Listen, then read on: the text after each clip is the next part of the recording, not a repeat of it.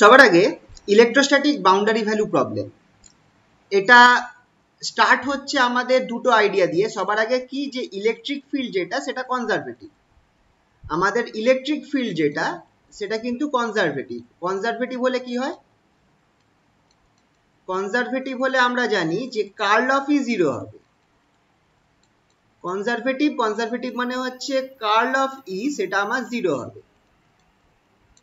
R curl of ই যদি zero হয় তাহলে আমরা কি বলতে পারবো সেক্ষেত্রে, যে E can be written as gradient of a scalar potential. E যেটা আছে ইলেকট্রিক ফিল্ড সেটাকে লেখা যেতে পারে gradient of a scalar potential. সেই পোটেনশিয়ালটাকে আমি আপাতত ধরলাম ফাই। এই ফাইটাকে আমরা বলবো হচ্ছে ইলেকট্রোস্ট্যাটিক পোটেনশিয়াল। ইলেকট্রোস্ট্যাটিক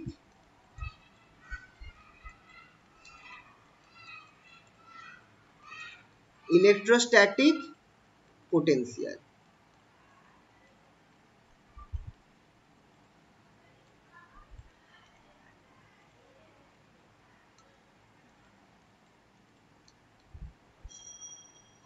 ঠিক আছে, তাহলে যদি ই আমার মাইনাস গ্রেড, দেখো E equal to minus grad phi হয়, আর এইটা আমরা জানি যে ডাইভারজেন্স অফ ই, এটা ডাইভারজেন্স কিন্তু, ঠিক আছে। তো ডাইভারজেন্স অফ ই সেটা হচ্ছে আমার কি বলি এটাকে, divergence of E equals to rho epsilon zero. এটাকে বলা হয় differential form of Gauss's law. Differential form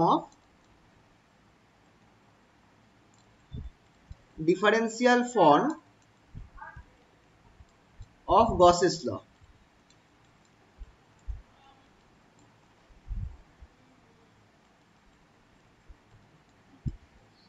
differential form of Gauss's law.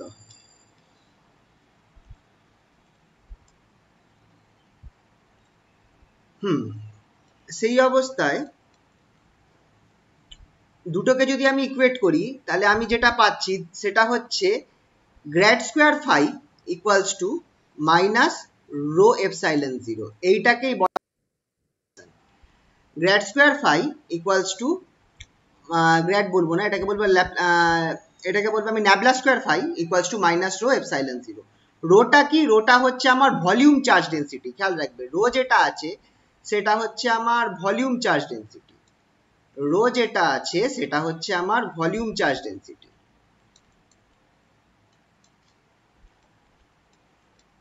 Volume charge density.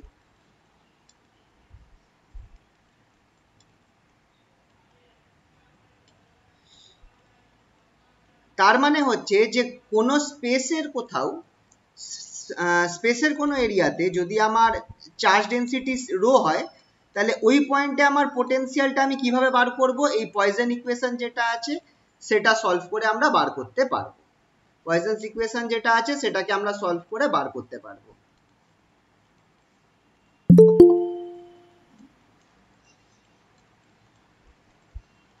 আচ্ছা,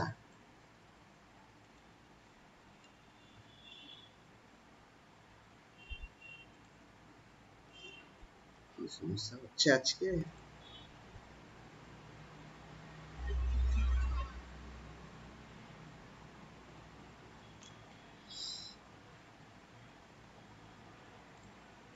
ঠিক আছে, এবার তাহলে দেখো পয়জনস ইকুয়েশনটা আমরা কি পাচ্ছি, ল্যাপ্লাসিয়ান। আচ্ছা, এই যে গ্রেড স্কোয়ার আছে এইটা গ্রেড স্কোয়ার যেটা আছে এইটাকে বলা হয়, এটা একটা অপারেটর, এটাকে বলা হয় ল্যাপ্লাসিয়ান অপারেটর। মাথায় রাখবে, ল্যাপ্লাসিয়ান অপারেটর। আই থিঙ্ক এটা তোমরা ভেক্টর করার সময় করেছিলে, ল্যাপ্লাসিয়ান অপারেটর। একটু মনে করলে তোমাদের মনে পড়বে। ঠিক আছে, এবার যেহেতু আমার এখানটায় এই গ্রেড স্কোয়ার ফাইটা কাজে লাগছে, তার মানে আমার বুঝতে হবে যে এই ল্যাপ্লাসিয়ান ফাই বা ন্যাবলা স্কোয়ার ফাই এইটার যতগুলো ফর্ম হতে পারে সেই ফর্মগুলো আমাদেরকে মাথায় রাখতে হবে। তো ফর্মগুলো কি কি চলো একবার দেখে নিই। আমি একটু এই লেখাগুলো মুছছি বুঝতে যাতে সুবিধা হয়।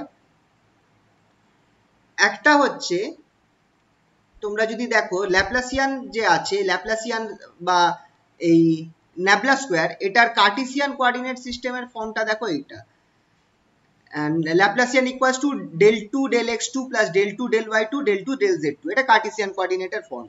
সিম্পল। যেটা মাথায় রাখতে হবে সেটা হচ্ছে স্ফেরিক্যাল পোলার কোঅর্ডিনেটের ফর্ম। এটা হচ্ছে স্ফেরিক্যাল পোলার কোঅর্ডিনেটের ফর্ম, যেটা হচ্ছে কি দেখো 1/r² del del r r square del del r plus 1/r² sine theta del del theta sine del del theta sine theta del del theta plus 1/r² sine square theta del two del phi 2। এটা হচ্ছে আমার spherical polar কোঅর্ডিনেটে ল্যাপ্লাসিয়ানের ফর্মটা, এটা মুখস্থ রাখতে হবে।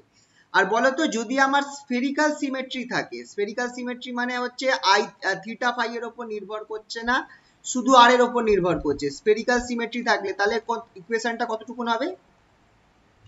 যদি আমার একদম শুধু যদি স্ফেরিক্যাল সিমেট্রি থাকে, মানে যেমন ধরো স্ফেরিক্যাল সিমেট্রিটা আরেকবার বলে দিই, যে একটা পয়েন্ট চার্জের জন্য ইলেকট্রিক ফিল্ড, একটা পয়েন্ট চার্জের জন্য ইলেকট্রিক ফিল্ড, একটা পয়েন্ট চার্জের জন্য ইলেকট্রিক ফিল্ড সেটা কতটা হয়? একটা সার্কেল বরাবর তুমি যদি একটা পয়েন্ট চার্জের জন্য তোমরা ইলেকট্রিক ফিল্ড আঁকো, একটা পয়েন্ট চার্জের জন্য তোমরা যদি ইলেকট্রিক ফিল্ড আঁকো, তো এই স্ফিয়ার বরাবর প্রত্যেক পয়েন্টে ইলেকট্রিক ফিল্ড সেম হবে। এই স্ফিয়ার বরাবর প্রত্যেক পয়েন্টের ইলেকট্রিক ফিল্ড সেম হবে স্ফিয়ারের সারফেস ওয়াইজ। তার মানে কি থিটা অ্যাঙ্গেলের ওপর কিন্তু এটা, থিটা বা ফাই অ্যাঙ্গেলের ওপর কিন্তু এটা নির্ভর করছে না, কিন্তু যত দূরে যাবে ইলেকট্রিক ফিল্ড কমবে। তার মানে আমার কার ওপর নির্ভর করছে? আর এর ওপর নির্ভর করছে। থিটা ফাই এর ওপর নির্ভর করছে না, আর এর ওপর নির্ভর করছে। কারণ এই স্ফিয়ারের সারফেসে আমার ইলেকট্রিক ফিল্ড প্রত্যেক পয়েন্টে সেম আছে। তার মানে থিটা বা ফাই চেঞ্জ হলে, অ্যাঙ্গেল চেঞ্জ হলে আমার ইলেকট্রিক ফিল্ড চেঞ্জ হবে না, কিন্তু ইলেকট্রিক ফিল্ড আর চেঞ্জ হলে চেঞ্জ হবে, মানে সেন্টার থেকে যত ডিস্টেন্সটা বাড়বে তত চেঞ্জ হবে ইলেকট্রিক ফিল্ড। সেক্ষেত্রে এরকম কেসে আমি বলবো স্ফেরিক্যাল সিমেট্রি আছে, মানে আমার সিস্টেমটা আমার থিটা আর ফাই এর ওপর নির্ভর করছে না, আর এর ওপর নির্ভর করছে। তো যখন স্ফেরিক্যাল সিমেট্রি থাকবে তখন আমার ফর্মুলাটা এই অবধি রেডিউসড হয়ে যাবে, Laplacian in spherical polar coordinates equals to 1/r² del del r r square del del r. আর অঙ্ক করতে আমাদের বেশিরভাগ এই জিনিসটা ইউজ হবে। সিমিলারলি সিলিন্ড্রিক্যাল কোঅর্ডিনেটস এর ফর্মুলা এটা নিচেরটা, সেটা হচ্ছে Laplacian equals to 1/r del del r r del del r plus 1/r² del two del theta 2 plus del two del z 2। এটা জেড আছে, ঠিক আছে? তো ডেল টু ডেল জেড 2, এইটা হচ্ছে আমার সিলিন্ড্রিক্যাল কোঅর্ডিনেটস এর ল্যাপ্লাসিয়ানের ফর্মটা। অবভিয়াসলি যদি আমার সিমেট্রি থাকে, সিলিন্ড্রিক্যাল সিমেট্রি, সিলিন্ড্রিক্যাল সিমেট্রি মানে হচ্ছে একটা ইনফাইনাইটলি লং সিলিন্ডার ধরা হবে, ইনফাইনাইটলি লং সিলিন্ডার।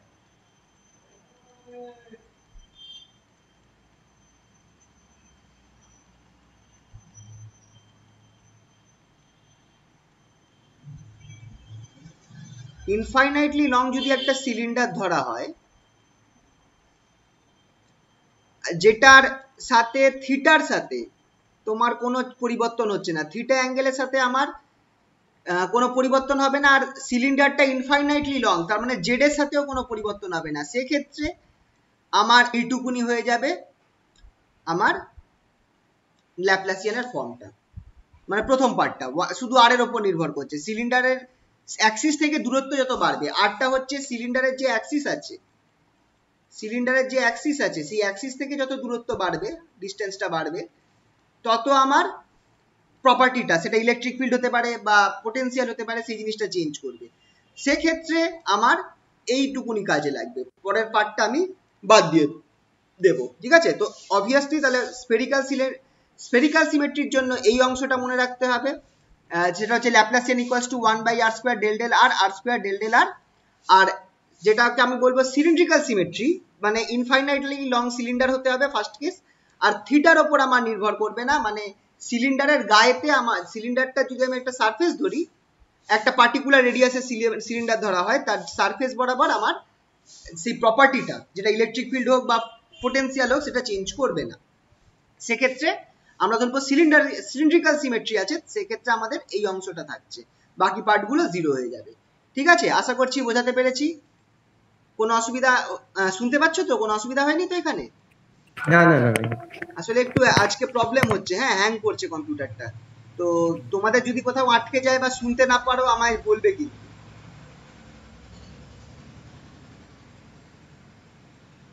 ঠিক আছে, এবার ল্যাপ্লাস ইকুয়েশন কোনটাকে বলে দেখো, যদি আমি চার্জ, দেখো পয়জন ইকুয়েশনটা এটা ছিল, Laplacian phi equals to minus rho epsilon zero. সেটা হচ্ছে যে একটা রিজন অফ স্পেস রয়েছে, যেই রিজন অফ স্পেসের চার্জ ডেন্সিটি হচ্ছে রো, তাহলে সেই পয়েন্টে আমার ফাই এর ভ্যালু আমি ল্যাপ্লাস ইকুয়েশন পয়জন ইকুয়েশন থেকে বার করতে পারবো। খেয়াল করো, চার্জ ডেন্সিটি আছে একটা রিজন অফ স্পেসে, চার্জ ডেন্সিটি রো, সেইখানে সেই রিজনে যে কোনো পয়েন্টে আমাকে পোটেনশিয়াল যদি বার করতে হয়, ফাইটা যদি বার করতে হয়, ফাই হচ্ছে ইলেকট্রিক পোটেনশিয়াল, খেয়াল রাখবে ফাই হচ্ছে আমার কি ইলেকট্রিক পোটেনশিয়াল।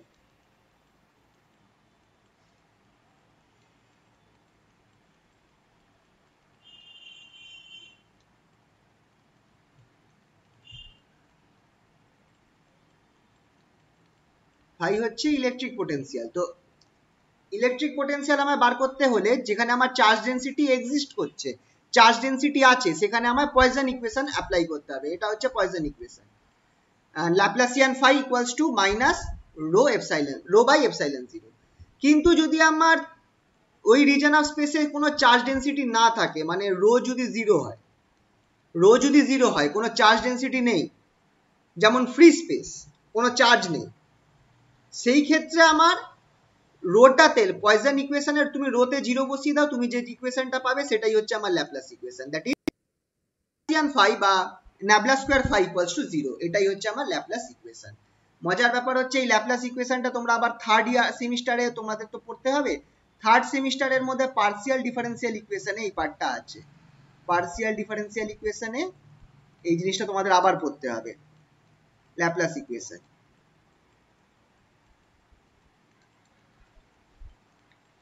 ঠিক আছে, ল্যাপ্লাস ইকুয়েশন তাহলে আমাদের কি কাজে লাগছে? পয়জন আর ল্যাপ্লাস ইকুয়েশন থেকে আমি ফাইটা বার করতে পারছি। যদি আমার রো আর বাউন্ডারি কন্ডিশন জানা থাকে তাহলে আমি ফাইটাকে বার করতে পারবো। ঠিক আছে, পয়জন ইকুয়েশন আর ল্যাপ্লাস ইকুয়েশন ইউজ করে। তো পয়জন ইকুয়েশনটা কখন ইউজ করব? যে স্পেস একটা এরিয়াতে, একটা রিজনে যদি আমার চার্জ ডেন্সিটি এক্সিস্ট করে, ফ্রি চার্জ ডেন্সিটি রোটা এক্সিস্ট করে, তাহলে আমি ওইখানে পয়জন ইকুয়েশন ফেলবো। পয়জন ইকুয়েশন হচ্ছে grad square phi equals to minus rho by epsilon zero. আর যদি আমার ফ্রি চার্জ না থাকে, কোনো চার্জ ডেন্সিটি না থাকে ওই রিজনে, তখন আমি ল্যাপ্লাস ইকুয়েশন ইউজ করবো, that is grad square phi equals to zero. এই দুটো ইকুয়েশন আমাকে দিচ্ছে second order differential equation. Laplacian মানে কি দেখো, তুমি যদি এই ফর্মুলাগুলো বসাও তুমি সেকেন্ড অর্ডার ডিফারেন্সিয়াল ইকুয়েশন পাবে, ফাই এর সেকেন্ড অর্ডার ডিফারেন্সিয়াল ইকুয়েশন। তাহলে সেটাকে সলভ করে আমি কি করতে পারবো? ফাইটাকে বার করতে পারবো। ঠিক আছে তো? আচ্ছা, এইটা অনেক সময় আসে কোশ্চেনের মধ্যে, স্টেট অ্যান্ড প্রুভ আর্নশস থিওরেম। আর্নশস থিওরেমটা কি? আর্নশস থিওরেমটা বলছে যে কোনো একটা পয়েন্টে একটা চার্জ, পজিটিভ চার্জ বলো, একটা পয়েন্টে একটা চার্জ শুধু ইলেকট্রোস্ট্যাটিক ফোর্সের জন্য স্টেবল ইকুইলিব্রিয়ামে থাকতে পারবে না, শুধু ইলেকট্রোস্ট্যাটিক স্টেবল ইকুইলিব্রিয়ামে থাকতে পারবে না। মানে যদি তুমি চাও যে আমার চার্জটা এই একটা পয়েন্টে স্টেবল রয়েছে মানে কোথাও নড়াচড়া হচ্ছে না, তার কোনো ভেলোসিটি মানে অ্যাক্সিলারেশন নেই, তার উপর নেট ফোর্স যেটা আছে সেটা জিরো, স্টেবল ইকুইলিব্রিয়াম মানে কিন্তু তাই যে স্থায়ী রয়েছে, পোটেনশিয়াল এনার্জি মিনিমাম বলতে হতে পারে। তো স্টেবল ইকুইলিব্রিয়ামে থাকা মানে কি? তাহলে নিশ্চয়ই আমার এইখানটায় শুধু যে ইলেকট্রোস্ট্যাটিক ফোর্স আছে তা নয়, নিশ্চয়ই আরো কোনো ফোর্স কাজ করছে। শুধু ইলেকট্রোস্ট্যাটিক ফোর্সের জন্য একটা চার্জ কখনো আমার স্টেবল ইকুইলিব্রিয়ামে থাকতে পারবে না, এটাই বলতে চাইছি। একটা এক্সাম্পল, এটা প্রুফ করার জন্য একটা এক্সাম্পল দিচ্ছে, যে ধরো এখানটা একটা পজিটিভ চার্জ রয়েছে, স্টেবল ইকুইলিব্রিয়াম মানে হচ্ছে তুমি যদি এই পয়েন্টটার নাম দিলাম ধরো ও, এই পজিটিভ চার্জটাকে তুমি যদি একটুখানি সরিয়ে দাও, ডিসপ্লেস করে দাও, সে এই পয়েন্ট পি তে নিয়ে আসো, যদি আমার স্টেবল ইকুইলিব্রিয়াম হয় তাহলে চার্জটা কি করবে? আবার নিজের আগের পজিশন ও তে রিটার্ন করবে, পজিটিভ চার্জটা আবার এই ও পয়েন্টে রিটার্ন করবে। এটাই হচ্ছে স্টেবল ইকুইলিব্রিয়ামের নিয়ম। তোমাদেরকে একটু মনে করে দেখো, স্টেবল ইকুইলিব্রিয়ামে একটা কেস বলেছিলাম যে একটা পাহাড়ের এইখানটায় একটা বল রাখা রয়েছে, তুমি বলটাকে যদি একটু ডিসপ্লেস করো বলটা আবার ফিরে চলে আসবে, তার মানে আমার এই জায়গাটা হচ্ছে স্টেবল ইকুইলিব্রিয়াম। আর আনস্টেবল ইকুইলিব্রিয়াম কাকে বলে? যে পাহাড়ের মাথাতে তুমি বলটা রেখে দিয়েছো, এইখানটায় আপাতত ইকুইলিব্রিয়ামে আছে, কিন্তু তুমি যদি খালি একটুখানি ডিসপ্লেস করো, বলটা গড়িয়ে নিচে চলে যাবে, সে আর আগের জায়গায় ফিরে আসতে পারবে না। এটাকে বলা হয় আনস্টেবল ইকুইলিব্রিয়াম। তো স্টেবল ইকুইলিব্রিয়ামের মানে হচ্ছে যেখানটায় বল মানে চার্জটা রয়েছে, এক্ষেত্রে আমরা চার্জ নিয়ে কথা বলছি তাই চার্জটার কথাই বলবো, যে পয়েন্টে চার্জটা রয়েছে আমি যদি ওইখান থেকে একটু চার্জটাকে ডিসপ্লেস করি তাহলে চার্জটা আবার সেই পয়েন্টে ফিরে আসবে। এবার এই পয়েন্ট থেকে পজিটিভ চার্জ ছিল, ডিসপ্লেস করলাম অল্প, তাহলে এখানে আবার চার্জটা ফিরে তখনই আসতে পারে যদি আমার এখানটায় একটা নেগেটিভ চার্জ থাকতো, তাহলে আমার এই নেগেটিভ চার্জটা একে টেনে এখানটায় নিয়ে আসতো। কিন্তু সেই জিনিসটা যদি হয় তার মানে এখানটা একটা গন্ডগোল চলে আসছে যে একই পয়েন্টে তোমার দুটো চার্জ এক্সিস্ট করছে, একই পয়েন্টে আমার দুখানা চার্জ এক্সিস্ট করছে। তো এই জিনিসটা একটা গন্ডগোলের ব্যাপার, এটা হতে পারে না। তার মানে এই যে চার্জটা প্লাস কিউ, এটাকে যখন আমি এখানে শিফট করলাম, এটা যদি এখানটায় ফিরে আসে তার মানে নিশ্চয়ই একটা অন্য কোনো ফোর্স কাজ করেছে, যে ফোর্সটা ইলেকট্রোস্ট্যাটিক ফোর্সের আলাদা, ইলেকট্রোস্ট্যাটিক ফোর্স নয়, বাট অন্য একটা ফোর্স কাজ করেছে, তার ফলেই কিন্তু সে স্টেবল ইকুইলিব্রিয়ামে আসতে পেরেছে। এইটা যদি আমি বলতাম যে অন্য কোনো ফোর্স কাজ করবে না, শুধু ইলেকট্রোস্ট্যাটিক ফোর্সই কাজ করবে, তার ফলে কি হতো, তাহলে আমাকে যদি আমি এই প্লাস কিউ চার্জটাকে আমি একটু লেফট হ্যান্ড সাইডে সরাতাম, ওটা আবার যদি এই পয়েন্টে ও পয়েন্টে ফিরে আসতো, তাহলে মনে হতো যেন আমার নিশ্চয়ই তাহলে ও পয়েন্টে একটা নেগেটিভ চার্জ রয়েছে, তার ফলেই সে প্লাস কিউ চার্জটাকে আবার টেনে নিজের কাছে নিয়ে আসতে পেরেছে। তার মানে হয়ে যেত কি এই ও পয়েন্টে আমার দুখানা চার্জ রয়েছে, আলাদা চার্জ দুটো, যেটা সম্ভব নয়, একই পয়েন্টে দুখানা চার্জ থাকতে পারে না। তো এইটাই আমার আনসোস থিওরেমকে থিওরিটিক্যালি প্রুফ করছে।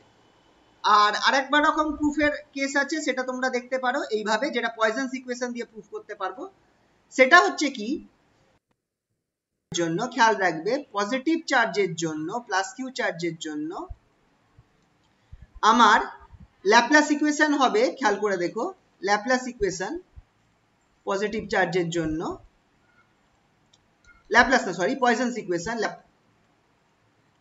Grad square phi equals to minus rho by epsilon 0। এটা কিন্তু আমার পজিটিভ চার্জের জন্য এই ফর্মুলাটা হয়, খেয়াল রাখবে মাইনাসটা আসছে পজিটিভ চার্জের জন্য।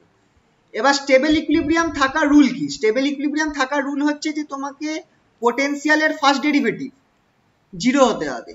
স্টেবল ইকুইলিব্রিয়ামের রুলই হচ্ছে যে পোটেনশিয়ালের ফার্স্ট ডেরিভেটিভ 0 হতে হবে। আর কি, সেকেন্ড ডেরিভেটিভ যেটা আছে, দেখো স্টেবল ইকুইলিব্রিয়াম মানে পোটেনশিয়ালকে মিনিমাম হতে হবে, খেয়াল রাখবে স্টেবল ইকুইলিব্রিয়াম মানে পোটেনশিয়ালকে মিনিমাম হতে হবে, আর মিনিমামের রুল হচ্ছে second derivative should be greater than 0। This is important, খেয়াল রাখবে স্টেবল ইকুইলিব্রিয়াম মানে ম্যাক্সিমাম মিনিমার কেস যদি তুমি খেয়াল করো, পোটেনশিয়ালকে মিনিমাম হতে হবে। তাহলে first derivative that is gradient of phi, সেটা আমার 0 হবে ফার্স্ট ডেরিভেটিভটা। আর ল্যাপ্লাসিয়ান ফাই যেটা আছে সেকেন্ড ডেরিভেটিভ, সেটা আমাকে গ্রেটার দ্যান 0 হতে হবে। কিন্তু পজিটিভ চার্জের জন্য আমার পয়সন ইকুয়েশন বলছে যে ল্যাপ্লাসিয়ান ফাইটা আমার নেগেটিভ কোয়ান্টিটি হবে, ল্যাপ্লাসিয়ান ফাইটা নেগেটিভ কোয়ান্টিটি, তাতেই বোঝা যাচ্ছে যে আমার শুধু ইলেকট্রোস্ট্যাটিক ফোর্সের জন্য একটা চার্জ কখনো স্টেবল ইকুইলিব্রিয়ামে থাকতে পারবে না, কারণ পয়সন ইকুয়েশন বলেই দিচ্ছে যে গ্র্যাড স্কোয়ার ফাই যেটা আছে, ল্যাপ্লাসিয়ান ফাই যেটা আছে, সেটা আমাকে নেগেটিভ হবে। আর স্টেবল ইকুইলিব্রিয়ামের কন্ডিশন হলো যে ল্যাপ্লাসিয়ান ফাইটাকে পজিটিভ হতে হবে। তো সেটাই আমার প্রুফ করছে যে শুধু ইলেকট্রোস্ট্যাটিক ফোর্সের জন্য আমার একটা চার্জ কখনো স্টেবল ইকুইলিব্রিয়ামে থাকতে পারে না। এটা হচ্ছে আনসোস থিওরেম। ঠিক আছে, আনসোস থিওরেমটা আসে 2 নম্বরের জন্য, পড়ো। বুঝতে পারছো তো? হ্যালো, হ্যাঁ ঠিক আছে। শোনা যাচ্ছে কিনা একটু মাঝে মধ্যে জিজ্ঞেস করবো, আজ একটু প্রবলেম করছে, ঠিক আছে? Next, properties of Laplace equation. আচ্ছা, যেহেতু ল্যাপ্লাস ইকুয়েশন যেটা, সেটা আমার হচ্ছে সেকেন্ড অর্ডার ডিফারেন্সিয়াল ইকুয়েশন,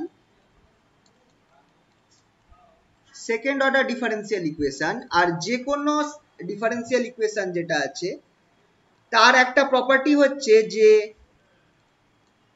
তাদের যদি সলিউশন হয়, ধরো ফাই 1 আর ফাই 2 যদি দুখানা সলিউশন হয় ল্যাপ্লাস ইকুয়েশনে বা কোনো সেকেন্ড অর্ডার ডিফারেন্সিয়াল ইকুয়েশনে, তাহলে তাদের একটা কনস্ট্যান্ট দিয়ে তুমি যদি যোগ করে দাও, ধরো c1 phi1 plus c2 phi2, সেটাও আমার একটা সলিউশন হবে।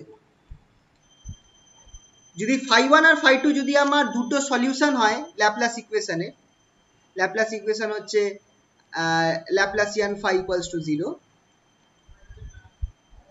এর যদি দুটো সলিউশন phi1 হয় আর phi2 হয়, তার মানে ল্যাপ্লাসিয়ান phi1 টাও 0 দেবে, আবার ল্যাপ্লাসিয়ান phi2 ও 0 দেবে। তাহলে তুমি যদি phi লেখো phi equals two c1 phi1 plus c2 phi2, সেটা তাহলে আমার ল্যাপ্লাসিয়ান phi টাও 0 হবে, মানে phi টাও আমার সলিউশন হবে ল্যাপ্লাস ইকুয়েশনের। ঠিক আছে? তো এটা সব ক্ষেত্রে, যে কোনো ডিফারেন্সিয়াল ইকুয়েশনের ক্ষেত্রে এটা প্রযোজ্য। একটা এক্সাম্পল দিচ্ছি, তোমরা সিম্পল হারমোনিক ইকুয়েশনের কথা মনে করো। সিম্পল হারমোনিক ইকুয়েশন যেটা হয় d2y dt2 plus omega square t equals to 0, sorry omega square y ভুল করলাম, সরি টি হবে, সরি।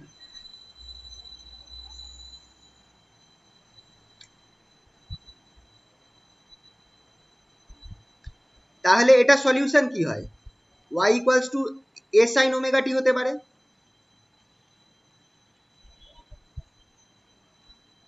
আবার a cos ওমেগা t ও কিন্তু এটা সলিউশন, খেয়াল দেখো। আবার এই দুটোকে তুমি যদি যোগ করে দাও দুখানা আলাদা আলাদা কনস্ট্যান্ট দিয়ে, সেটাও একটা solution, y equals to a sin omega t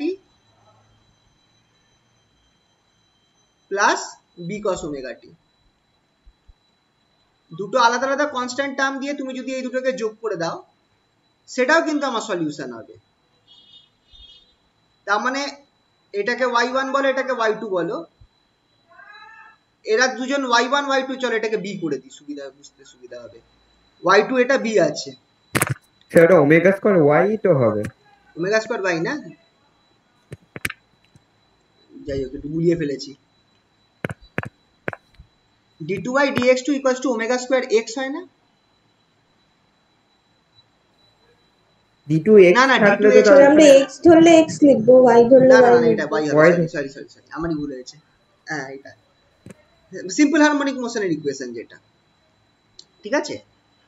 তাহলে তার সলিউশন যদি y1 আর y2 হয়, তাহলে y যেটা আছে এই দুজনের কম্বাইন্ড সলিউশন, সেটাও একটা সলিউশন হবে।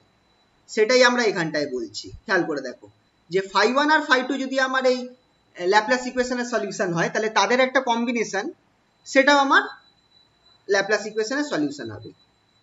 ঠিক আছে?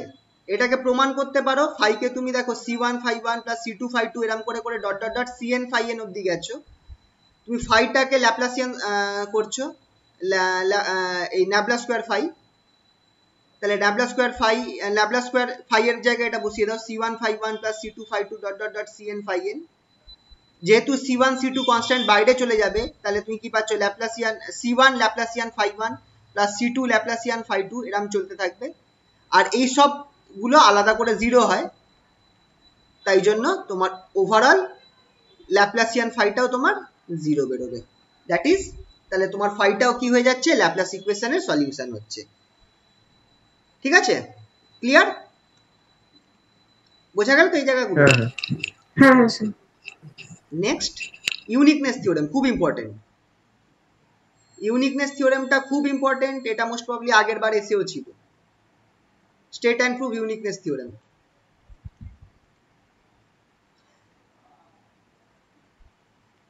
ইউনিকনেস থিওরেমটা কি বলছে, এটা খুবই ইম্পর্টেন্ট। বলছে যে ধরো একটা বাউন্ডারি রয়েছে, এটা একটা বাউন্ডারি আমি আঁকলাম, বাউন্ডারির লেফট হ্যান্ড সাইডে phi1 আর রাইট হ্যান্ড সাইডে phi2।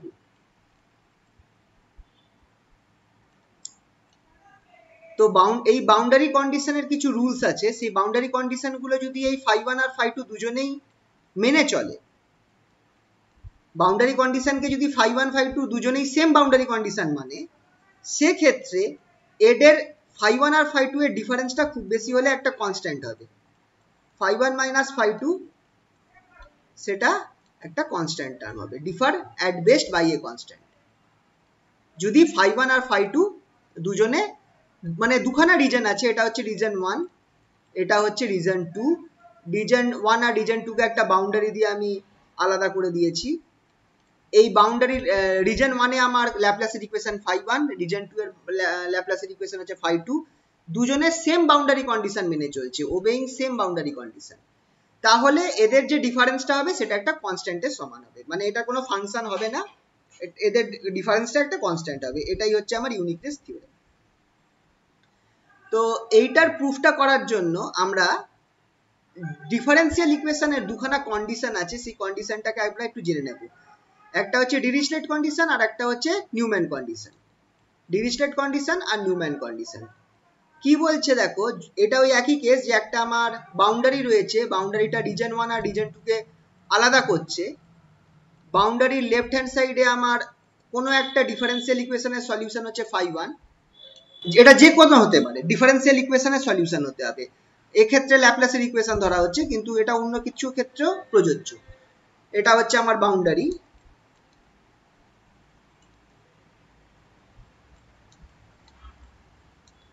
তাহলে এই যে বাউন্ডারিতে সবসময় আমার কি হবে, at the boundary phi 1 equals to phi 2 হবে।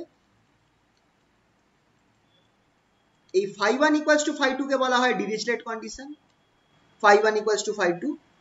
আর এই যে বাউন্ডারি বরাবর তুমি যদি এন ক্যাপ ধরো, বাউন্ডারির সাথে নরমাল, বাউন্ডারির সারফেসের সাথে তুমি নরমাল করে যদি একটা এন ক্যাপ ধরো, তাহলে এই নরমাল বরাবর ডি ফাই ডি এন সেইটাও দুজনের ক্ষেত্রে সেম হবে। ডি ফাই 1 ডি এন, এনটা হচ্ছে আমার বাউন্ডারি সারফেসের সাথে নরমাল, খেয়াল রাখবে বাউন্ডারি সারফেসের সাথে normal is equals to d phi 2 d n. এনটা হচ্ছে আমার এই বরাবর বাউন্ডারি সারফেসের সাথে পারপেন্ডিকুলার, বাউন্ডারি সারফেসের সাথে পারপেন্ডিকুলার। এটাকে আমি এইভাবেও লিখতে পারি, gradient of phi 1 dot n cap is equals to gradient of phi 2 dot n cap। এইটা হচ্ছে নিউম্যান কন্ডিশন, এটা যে কোনো ডিফারেন্সিয়াল ইকুয়েশনের জন্য প্রযোজ্য। ঠিক আছে, এই দুটো কন্ডিশন আমরা জেনে রাখছি যে বাউন্ডারিতে এটা কোথায় প্রযোজ্য হবে, বাউন্ডারিতে প্রযোজ্য হবে, অ্যাট বাউন্ডারি, খেয়াল রাখবে অ্যাট বাউন্ডারি, সব জায়গায় হবে না কিন্তু বাউন্ডারিতে এটা হবে। ফাই 1 ইকুয়ালস টু, এই বাউন্ডারি লেফট সাইডে ফাই 1, রাইট সাইডে ফাই 2, বাউন্ডারিতে ফাই 1 ইকুয়ালস টু ফাই 2 হতে হবে, আর তার ডেরিভেটিভটা কন্টিনিউয়াস হতে হবে, মানে del phi del n is equals to del phi 1 del n is equals to del phi 2 del n, বা gradient of phi 1 dot n cap equals to gradient of phi 2 dot n cap. ঠিক আছে, এইটা হচ্ছে দুটো condition. তাহলে এইখানটা এরকম একটা কেস ধরা রয়েছে যে একটা, এটা আগের দিন ডাইইলেকট্রিকের ক্ষেত্রেও বলেছিলাম যখন ওই গসের ল করছিলাম ডাইইলেকট্রিকের ক্ষেত্রে, যে একটা এস সারফেস আছে, যেই সারফেসের ভলিউম হচ্ছে ভি, আর তার ভেতরে অনেকগুলো ছোট ছোট ছোট ছোট আমি কিছু আলাদা আমি অংশ ধরে রেখেছি, যেগুলোর সারফেস হচ্ছে S1 S2 dot dot dot এরকম আলাদা আলাদা, এরকম করে SN অব্দি সারফেস রয়েছে।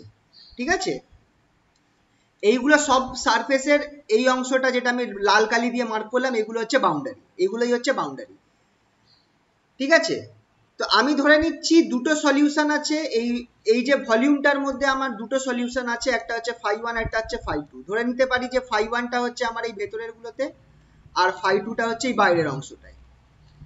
তাহলে অবভিয়াসলি বাউন্ডারিতে যদি আমার ডিরিচলেট কন্ডিশন মেনে চলে ফাই 1 ইকুয়ালস টু ফাই 2 হতে হবে।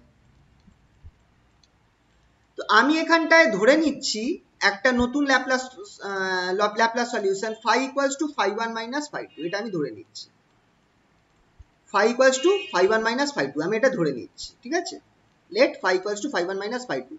ধরা যাক ফাই 1টা হচ্ছে আমার এই যে সারফেস গুলো ধরেছি S1 S2, এইগুলোর ভেতরের ল্যাপ্লাস ইকুয়েশন হচ্ছে ফাই 1, ল্যাপ্লাস ইকুয়েশন বলছি, পোটেনশিয়াল হচ্ছে ফাই 1, বা ল্যাপ্লাসের সলিউশন হচ্ছে ফাই 1।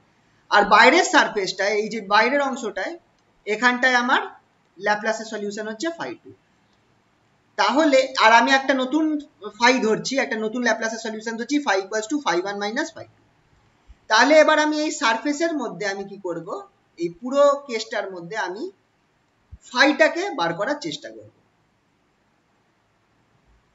এটা হচ্ছে ইউনিক রেজিস্ট্যান্স থিওরেমের প্রুফ। আমি ওই যে সারফেসটা আমি দেখালাম না, এই যে সারফেস অফ এস আর ভলিউম ভি, যার ভেতরে অনেকগুলো ছোট ছোট সারফেস আছে, S1 S2, এইটার মধ্যে আমি ফাই গ্র্যাড ফাইকে আমি অ্যাপ্লাই করব গসের ডাইভারজেন্স থিওরেম এই সারফেসের ভেতরে। খেয়াল রাখবে ফাইটা কি, ফাই হচ্ছে আমার φ1 মাইনাস φ2, φ1 মাইনাস φ2। তো এবার দেখো গসের ডাইভারজেন্স থিওরেম অ্যাপ্লাই করলে কি হয়, volume integral divergence of phi grad phi DV equals to surface integral phi grad phi dot n d s. Surface ইন্টিগ্রালটা কোন কোন সারফেসের উপর হচ্ছে, এই যে ভলিউম ভি যেটা আছে সেটার এক্সটেরিয়ার সারফেস হচ্ছে এস, এটা হচ্ছে এক্সটেরিয়ার সারফেস, বাইরের সারফেস, আর তার ভেতরে অনেকগুলো ছোট ছোট অনেক অংশ রয়েছে যেগুলো হচ্ছে ইন্টেরিয়ার সারফেস বলবো।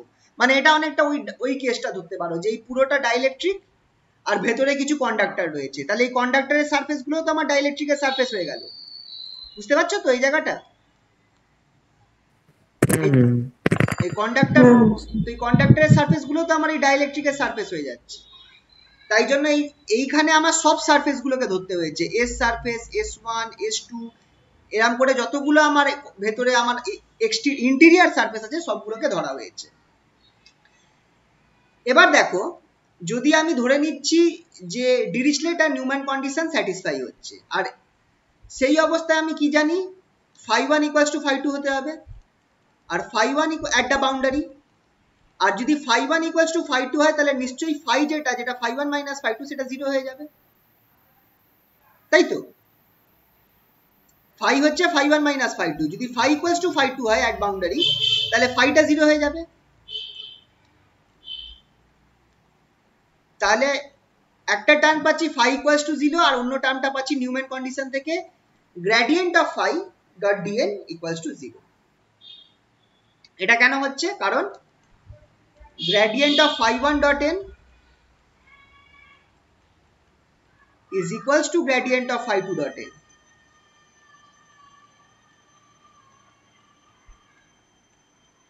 তাহলে তুমি যদি গ্রেডিয়েন্ট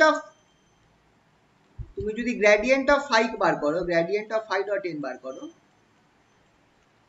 সেটা আমার কি হবে, এই দুটো সমান হবে, গ্রেডিয়েন্ট অফ φ1 ডট n আর gradient of minus gradient of φ2 dot n, এই দুজনে তো সেম। যদি নিউম্যান কন্ডিশন স্যাটিসফাই করে তাহলে আমার gradient of phi dot n টাও 0 হয়ে গেল on the boundary, at the boundary, on হবে না, বাউন্ডারি, অ্যাট বাউন্ডারি। ঠিক আছে, বোঝা গেল তো এই জায়গাটা। তাহলে দেখো লেফট হ্যান্ড সাইডে তোমার ফাইটাও 0 হয়ে যাচ্ছে, gradient of phi dot n টাও 0 হয়ে যাচ্ছে, তার মানে left hand side, sorry right hand সাইডটা, তো রাইট হ্যান্ড সাইডটা পুরোপুরি 0 হয়ে গেল, ফাইটা 0, gradient of phi dot n ও 0। তাহলে আমার রাইট হ্যান্ড সাইডটা পুরোপুরি 0 হয়ে গেল, আমার তাহলে পড়ে থাকলো কি এইটা, integral volume integral over V divergence of phi grad phi DV equals to 0। ঠিক আছে, এবার এইটাকে ভাঙো, যে divergence of phi grad phi আছে সেটাকে ভাঙতে হবে। আমাদের যদি ভেক্টরের নিয়মগুলো মনে করি, এইটাকে ভাঙলে আমি কি পাবো, phi Laplacian phi plus grad phi, এটা গ্র্যাড ফাই কিন্তু, ঠিক আছে আমি অ্যারোটা দিতে ভুলে গেছি, grad phi whole square, grad phi whole square. এবার ফাই কিন্তু খেয়াল করো, ফাই হচ্ছে solution of Laplace equation, phi হচ্ছে আমার সলিউশন অফ ল্যাপ্লাস ইকুয়েশন। তার মানে যদি ফাই ল্যাপ্লাস ইকুয়েশনের সলিউশন হয়, আর এটা কিন্তু আমি বাউন্ডারি ধরছি না, বাউন্ডারির বাইরেও হতে পারে, ফাই যদি ল্যাপ্লাস ইকুয়েশনের সলিউশন হয় তার মানে অবভিয়াসলি ল্যাপ্লাসিয়ান ফাই যেটা সেটা আমার 0 হবে। তার মানে এই পার্টটা খেয়াল করো, এই পার্টটা আমার 0 হয়ে গেল, ঠিক কি না, ল্যাপ্লাসিয়ান ফাইটা 0 হয়ে গেল। তাহলে আমার শুধু এই টার্মটা থেকে গেল, that is gradient of phi square equals to 0, sorry volume integral over V, volume integral over V gradient of phi square, gradient of phi modulus square dv equals to 0. এবার এই ভলিউমটা যদি 0 হয় তার মানে ইন্টিগ্রালটা 0 হবে, তখনই যদি ভেতরের অংশটা 0 হয় তার মানে gradient of phi modulus square equals to 0, তার মানে নিশ্চয়ই gradient of phi equals to 0. gradient of phi যদি 0 হয় তার মানে obviously gradient মানে কি, নরমাল ডেরিভেটিভ। গ্রেডিয়েন্ট মানে যদি x অ্যাক্সিস বরাবর তুমি গ্রেডিয়েন্ট ধরো, x অ্যাক্সিস বরাবর তুমি যদি গ্রেডিয়েন্ট ধরো, সেটা কিন্তু আমার চোখ বন্ধ করে এটা হবে d phi dx, মানে গ্রেডিয়েন্ট মানে হচ্ছে নরমাল ডেরিভেটিভ, খেয়াল রাখবে। তার মানে এটা আমার কি হচ্ছে, যদি গ্রেডিয়েন্ট অফ phi 0 হয় তার মানে তার নরমাল ডেরিভেটিভটা 0 হচ্ছে, তার মানে phi ইকুয়ালস টু কনস্ট্যান্ট। phi-টা কি ছিল, phi 1 minus phi 2 ছিল, তার মানে phi 1 minus phi 2 is constant। এটাই আমার ইউনিকনেস থিওরেম। বোঝা গেল তো? হ্যাঁ স্যার, আমরা গ্র্যাড ফাই কে ডি ফাই ডি আর লিখতে হবে। ওটা তো আমি বলছি জাস্ট যে সেটা তো ডিফাই ডি আর, ওটা তো আমি ধরবো মানে কোন ডাইরেকশন দিয়েছে তার রেসপেক্টে। আমি দেখো এখানে ফাই এর নিচে এক্স দিয়েছি, মানে সরি গ্র্যাড ফাই বলছি, এখানটা আমি এক্স দিয়েছি, মানে এটা আমি এক্স ডাইরেকশনে আমি গ্রেডিয়েন্টটা বার করছি। যে এটা বোঝাবার জন্য যে আমার গ্রেডিয়েন্ট ইজ নরমাল ডেরিভেটিভ, ঠিক আছে?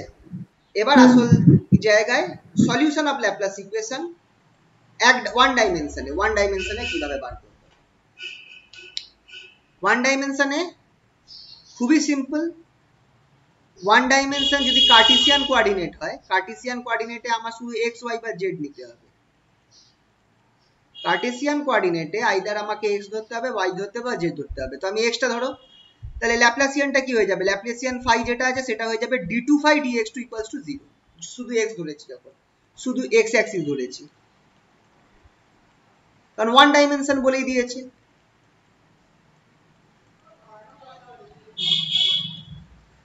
তাহলে ফাইটা কি হবে, নরমাল তুমি কি বলবো, নরমাল ইন্টিগ্রেশন করো, তুমি এই জিনিসটা পাবে। প্রথমবার ইন্টিগ্রেশন করলে একটা কনস্ট্যান্ট টার্ম আসবে a, তারপর আরেকবার ইন্টিগ্রেশন করো ax প্লাস b। তাহলে এটা হচ্ছে one dimension solution of Laplace equation in Cartesian coordinate, phi equals to ax plus b। এটা মনেও রাখতে পারো, আবার না হলে এটা বার করা কোনো ব্যাপার না। কিন্তু যদি স্ফেরিক্যাল জিওমেট্রি থাকে, স্ফেরিক্যাল জিওমেট্রিতে ওয়ান ডাইমেনশন, স্ফেরিক্যালে তিনটে কোঅর্ডিনেট থাকে, আর ফাই আর থিটা, বা আর থিটা ফাই বলা ভালো, আর থিটা ফাই। তো এখানটায় বলেই দিয়েছে আমি ওয়ান ডাইমেনশনে বার করছি, তাহলে আমি অবভিয়াসলি আর ধরবো, থিটা ফাই কে বাদ দিয়ে দেবো, থিটা ফাই কে বাদ দিয়ে দেবো ওয়ান ডাইমেনশনে। তার মানে নিশ্চয়ই আমার এক্ষেত্রে কি আছে, স্ফেরিক্যাল সিমেট্রি রয়েছে, স্ফেরিক্যাল সিমেট্রি থাকছে। তার মানে দেখো ল্যাপ্লাস ইকুয়েশন যেহেতু স্ফেরিক্যাল জিওমেট্রি, তাই জন্য এইটা মনে আছে। একবার উপরে যাচ্ছি,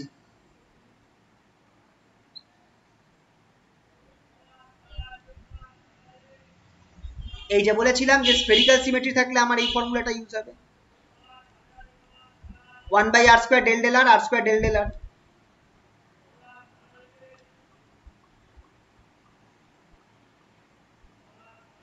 তো সেটা ইউজ হয়েছে, দেখো 1/r স্কয়ার, এখানে ডেল্টা রাখছি না যেহেতু একটাই কোঅর্ডিনেট আছে ddr, আর স্কয়ার d phi dr। দেখো এখানে ফাই বসিয়ে দিয়েছি, এই জিনিসটা ইকুয়ালস টু 0, ঠিক আছে? তাহলে আর স্কয়ারটাকে এই সাইডে নিয়ে যাও, 0 হয়ে গেল, ddr of r square d phi dr।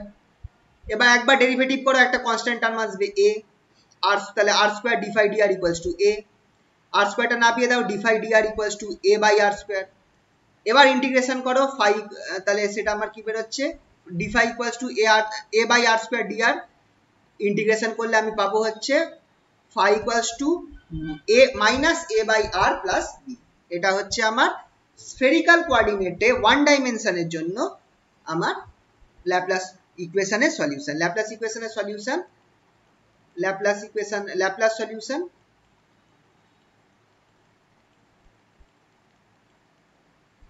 one dimension in spherical coordinate।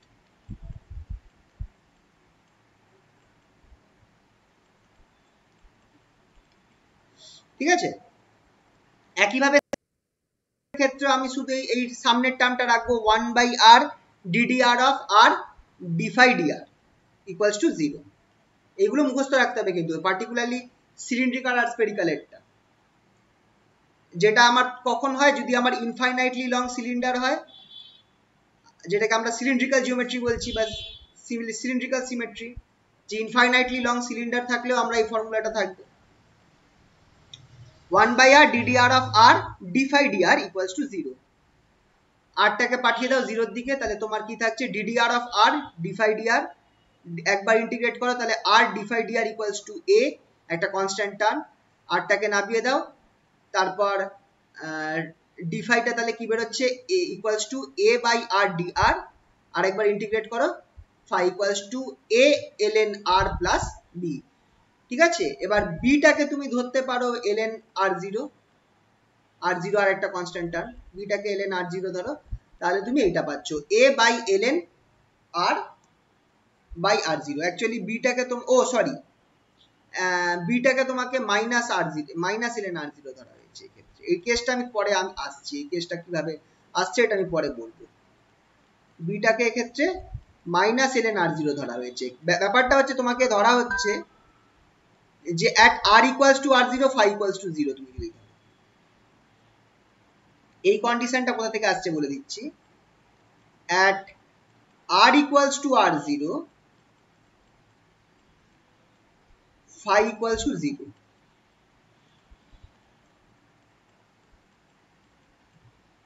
তাহলে তুমি বসাও, এখানটায় যখন r0 বসাবে তোমার ফাইটা 0 হয়ে যাবে, তাহলে তোমার বিটা কত বেরোচ্ছে, বিটা দেখো তোমার বেরোবে কিনা মাইনাস ln r0,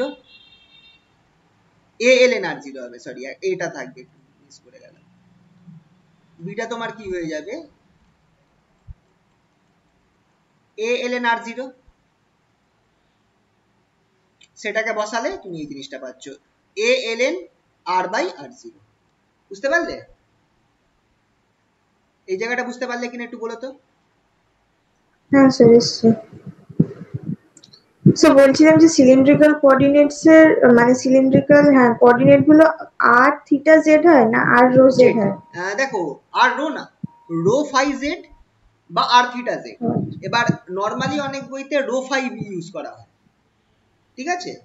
আমি এখানটায় r থিটা এই জন্য ইউজ করছি কারণ আমার তাহলে মুখস্থ করতে সুবিধা হবে, কারণ অনেকটা তো সেম থাকে না, ওই পোলার কোঅর্ডিনেটের সাথে ম্যাচ খেয়ে যায় কিছু কিছু ফর্মুলায়, যেমন ডাইভারজেন্সের ফর্মুলাতে দেখবে পোলার কোঅর্ডিনেটের সাথে ম্যাচ খেয়ে যাচ্ছে, তাই জন্য একটা মনে রাখলে অন্যটা অটোমেটিক মনে থেকে যাচ্ছে।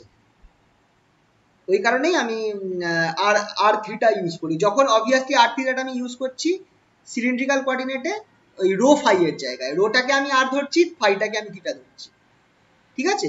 অনেক বইতে আবার রো এর জায়গায় আরও নেয়, অসুবিধা নেই, কিন্তু থার্ড কোঅর্ডিনেটটা জেড হবে সিলিন্ড্রিক্যালে, আর স্ফেরিক্যালে থার্ড কোঅর্ডিনেটটা ফাই হবে, তখন তোমাকে আর একটা কোঅর্ডিনেটকে থিটা ধরতেই হবে,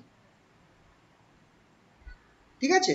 নরমালি তোমরা যখন মেকানিক্সটা দেখবে তুমি রো আর রো ফাই জেড হিসাবে ধরলেই ভালো হয় মেকানিক্সের ইয়েতে, কিন্তু এইসব ক্যালকুলেশন করার সময় তোমাদের সুবিধা হবে, ফর্মুলা মুখস্থ করতে সুবিধা হবে আর কি, যদি তুমি রো ফাইটাকে আর থিটা জেড ধরে নাও, ঠিক আছে। আচ্ছা চলো কিছু প্রবলেম দেখাচ্ছি, এই যে কিরকম অঙ্ক আসে। আচ্ছা একটা মজার ব্যাপার হচ্ছে এই যে চ্যাপ্টারটা আছে না, এই চ্যাপ্টার অঙ্কগুলো কিন্তু একদম মানে কি বলবো মানে ইজি অঙ্ক আর কি, মানে যে টাইপের অঙ্ক এক্সাম্পলে দেওয়া আছে ওইগুলোই যদি করে যাও তোমার নেমে যাবে, ওর বাইরে কিছু কিন্তু দেবে না, খুব বেশি আননোন এর ক্ষেত্রে আসে না, ঠিক আছে।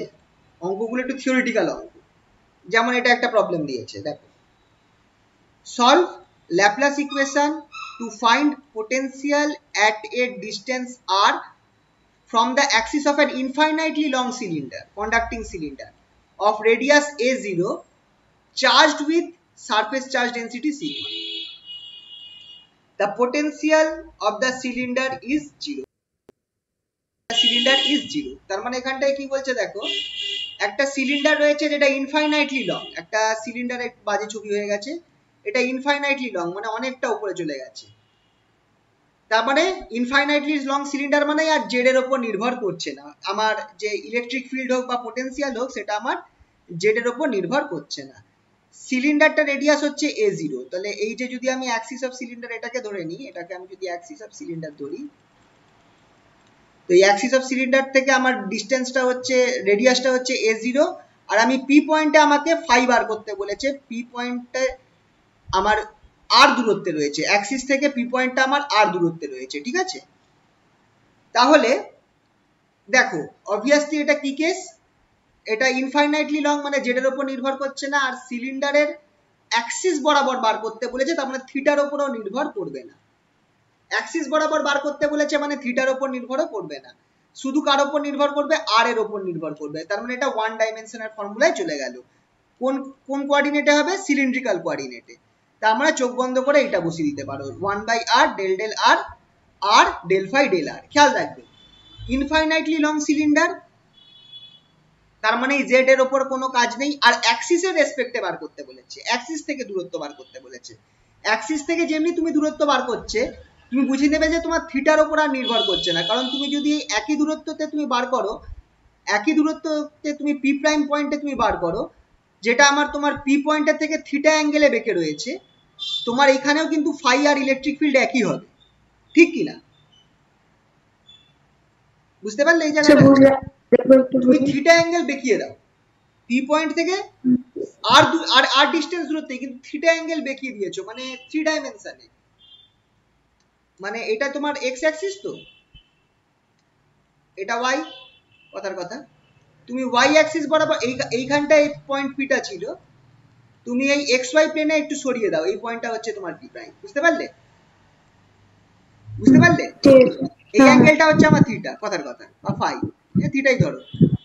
তোমার কি দুটোই পি আর পি প্রাইম দুটোই আর ডিস্টেন্সে রয়েছে, দুটোর ইলেকট্রিক ফিল্ড আর পোটেনশিয়াল সেম হবে না আলাদা হবে?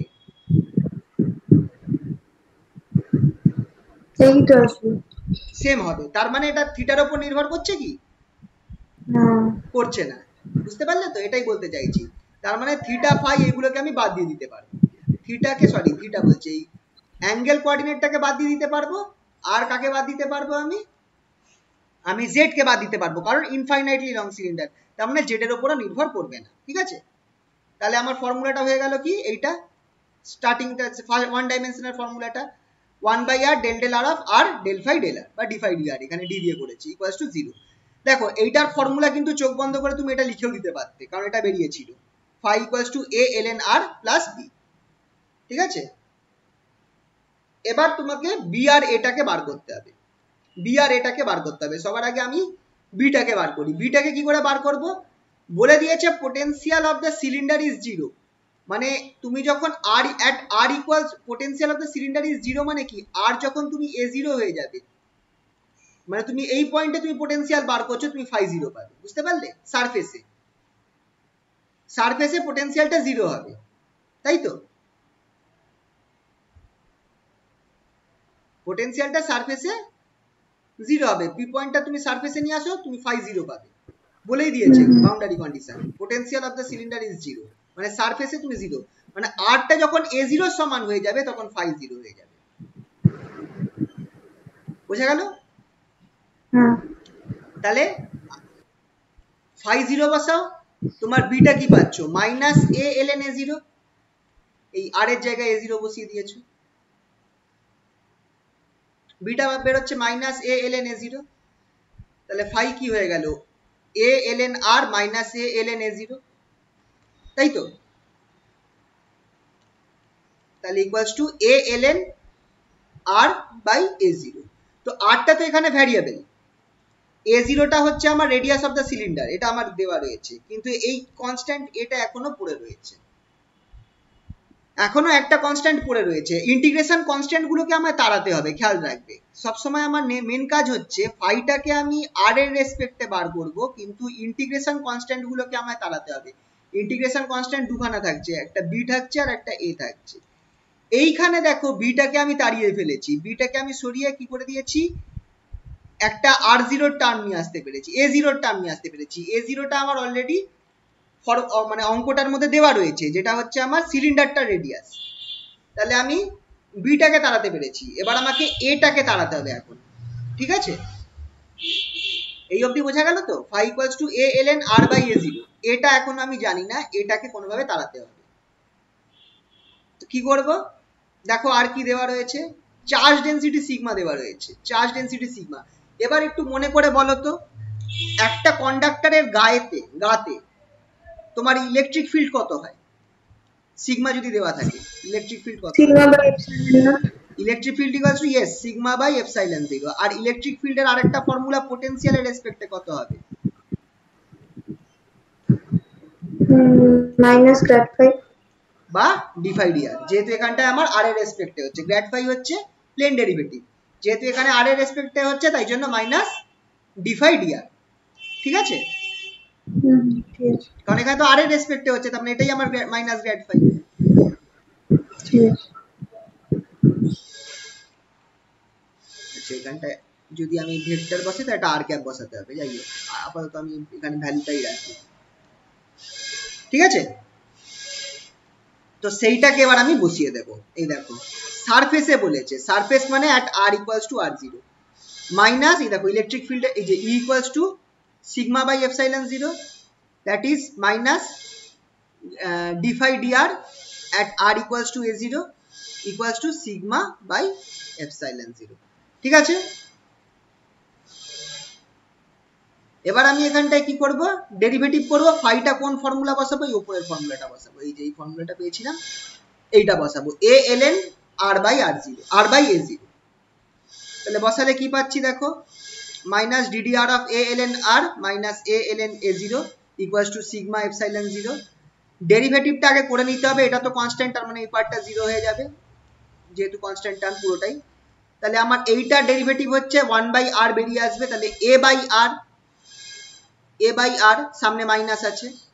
এইটা ডেরিভেটিভটা হচ্ছে at r equals to a0 তে, তার মানে এরপরে ডেরিভেটিভটা করার পর r এর জায়গায় আমি a0 বসাবো, আগে বসাবো না কিন্তু, আগে ডেরিভেটিভটা করতে হবে তারপর r এর জায়গায় a0 বসাতে হবে।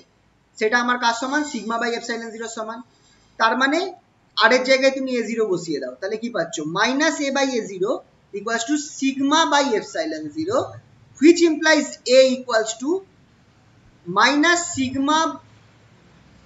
sigma a0 by epsilon 0। এবার দেখো epsilon 0 আমাদের একটা কনস্ট্যান্ট টার্ম, যেটা আমরা জানি, যার ভ্যালু আমরা জানি।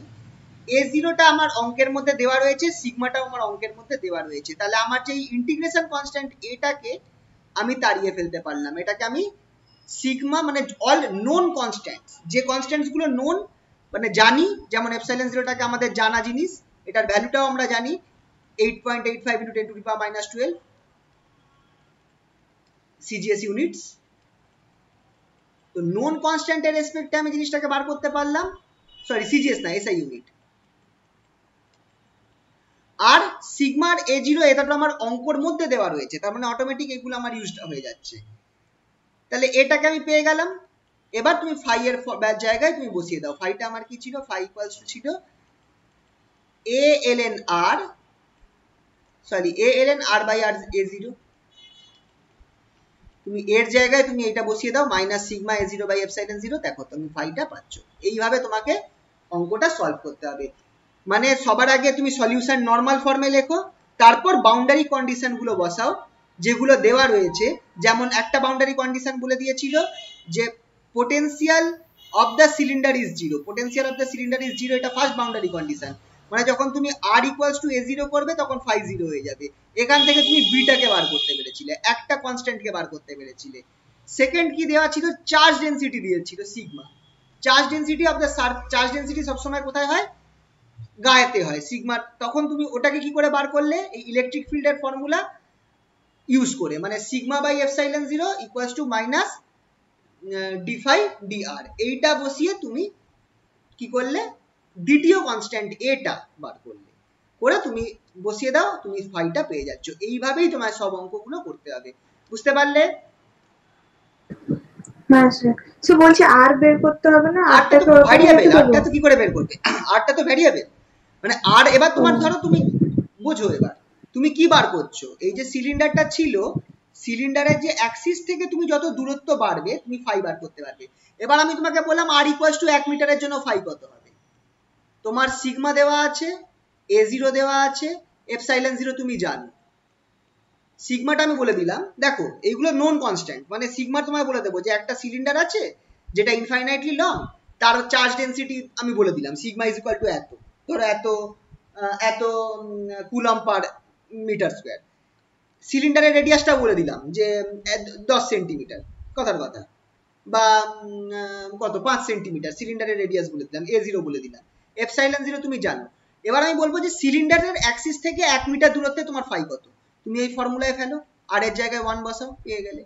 আর সিলিন্ডার, তারপর তোমাকে যদি আমি বার করতে বলি 2 মিটার দূরত্বে কত হবে বা 1.5 মিটার দূরত্বে কত হবে, তুমি আর এর জায়গায় 1.5 বসাও, পেয়ে যাবে। তার মানে আরটা তো এখানে ভ্যারিয়েবল। আরটা কি, আরটা এখানে ভ্যারিয়েবল, মানে আমি ফাই কে বার করছি অ্যাজ এ ফাংশন অফ আর, বুঝতে পারলে?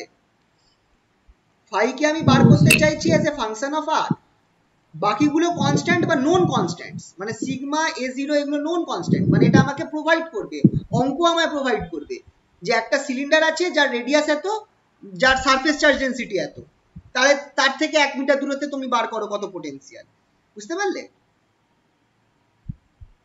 হ্যাঁ স্যার বুঝছি। আর আরটার সাথে সাথে তোমার ফাই চেঞ্জ হতে থাকছে, তাই জন্য এটা হচ্ছে ফর্মুলা, এইভাবে আমাকে বার করতে হবে। ক্লিয়ার হলো তো এই জায়গাটা?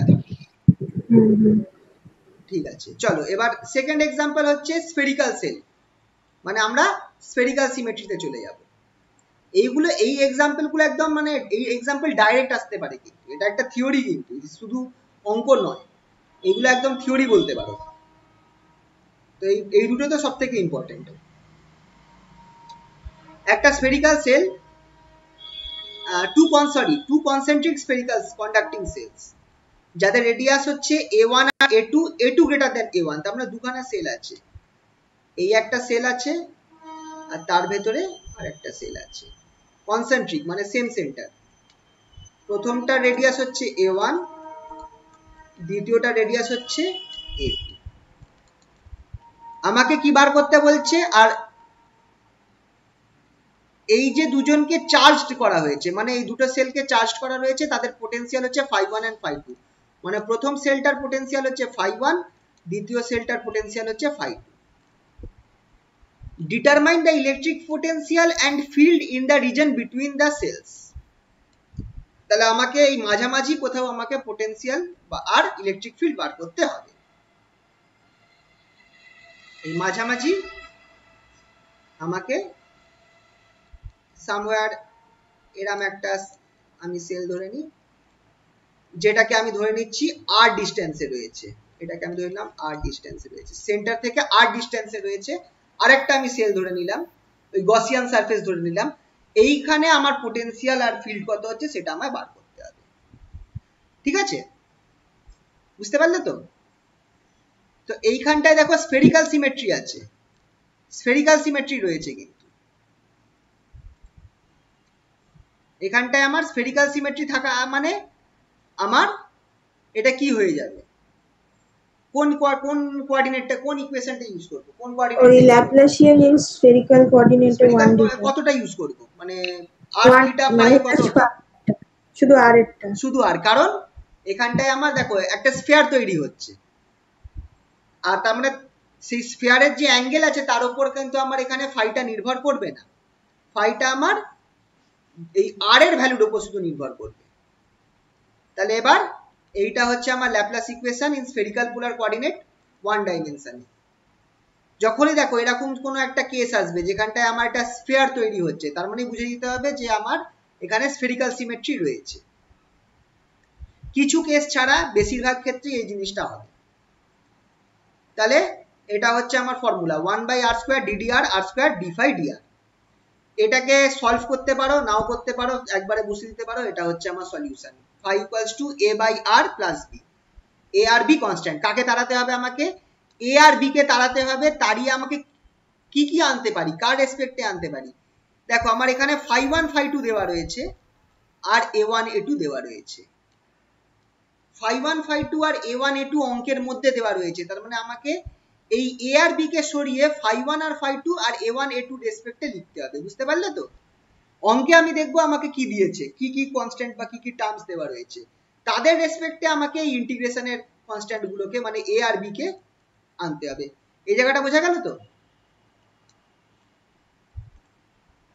হ্যাঁ হ্যাঁ বলো। মাইনাস এ মাইনাস এর ভ্যালুটাকে মাইনাস মাইনাস এ, হ্যাঁ হ্যাঁ হ্যাঁ, মাইনাস এটা থাকবে। আসলে এখানে একটা কাজ করা হয়েছে, ওই মাইনাসটাকে তুমি কনস্ট্যান্টের ভেতরে নিয়ে নিয়েছো, এটা করা যেতে পারে। এটা তো কনস্ট্যান্ট, তুমি কনস্ট্যান্টটা যদি নেগেটিভ টার্ম হয় তাহলে তো সেটা মাইনাসকে অ্যাবজর্ব করে নিতে পারে, এটা করা যেতে পারে। কিন্তু যদি তুমি একদম নর্মাল ডেরিভেটিভ করো তাহলে তোমার একটা মাইনাস টার্ম আসবে, কিন্তু তুমি মাইনাসটাকে কনস্ট্যান্টের ভেতরে নিয়ে নিতে পারো, মানে এটা নেগেটিভ ভ্যালু, বুঝতে পারলে? সেক্ষেত্রে এই জিনিসটা খেয়াল করো, এই জিনিসটা আমরা ওই পার্সিয়াল ডেরিভেশন যখন ওই ডিফারেন্সিয়াল ইকুয়েশন করাবার সময় ব্যাপারগুলো বলেছিলাম, অবশ্য যে একটা মাইনাসকে কনস্ট্যান্টের ভেতরে আমরা নিয়ে নিতে পারি নেগেটিভ টার্মকে। তো ফাই ইকুয়ালস টু এটা আমার থাকছে a by r plus b. এবার কি বলেছে দেখো, phi one equals to at, এই যে ভেতরে সিলিন্ডারটার পোটেনশিয়াল হচ্ছে ফাই ওয়ান, মানে যখন r equals to a one হবে, আর যখন এ ওয়ান হবে তখন ফাই হচ্ছে আমার ফাই ওয়ান, তাই তো?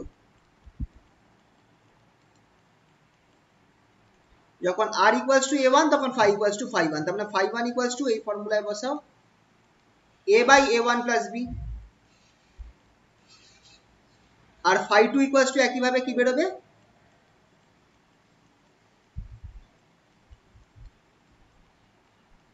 এটা হবে কি হবে না বলো? কারণ যখন আর যখন এ টু তখন phi equals to phi two. Sir বলছিলাম ওই যে আপনি বলছিলেন না যে কোন মানে আমরা অ্যানসারটা কিসের টার্মসে বের করবো, সেটা কি দেখে বুঝতে পারবো? ওই অঙ্কতে দেখো, তোমার অঙ্কতে কিছু না কিছু তো দেওয়া থাকবে, পার্টিকুলারলি তোমাকে যে সারফেসটা দেওয়া রয়েছে তার রেডিয়াসটা থাকছে প্রথম কথা, ঠিক আছে? আর কি দেওয়া থাকবে, তার ফাইটা, তার সেই সারফেসটার মধ্যে দেখো তিনটে জিনিস নর্মালি দেওয়া থাকে, রেডিয়াস, পোটেনশিয়াল আর চার্জ ডেনসিটি, সিগমা রো বা এল, এই তিনটের মধ্যে থেকে একটা দেওয়া থাকবে, এদের রেসপেক্টেই তোমাকে আনতে হবে। যেমন এক্ষেত্রে দেখো তোমার পোটেনশিয়াল আর পোটেনশিয়ালটা ফাই গুলো দেওয়া রয়েছে আর রেডিয়াস গুলো দেওয়া রয়েছে, তারপর তার রেসপেক্টে আনতে হবে, বুঝতে পারলে তো? a1 a2 আর ফাই ওয়ান ফাই টু। আগের কেসে দেখো তোমার রেডিয়াস দেওয়া ছিল, পোটেনশিয়াল দেওয়া ছিল, আবার চার্জ ডেনসিটি সিগমা দেওয়া ছিল। তো এই নরমালি এই তিনটে দেওয়া থাকবে, যে রেডিয়াস, পোটেনশিয়াল বা চার্জ ডেনসিটি। আচ্ছা এটা চার্জ ডেনসিটি এল হবে, এটা ল্যামডা হয়, linear charge density, charge per unit লেন্থকে ল্যামডা দিয়ে রিপ্রেজেন্ট করা হয়, ঠিক আছে? তো এইগুলো দেওয়া থাকবে, এইগুলো ইউজ করে তোমাকে সিলিন্ডার মানে এ আর বি কে সরাতে হবে, বুঝতে পারলে তো?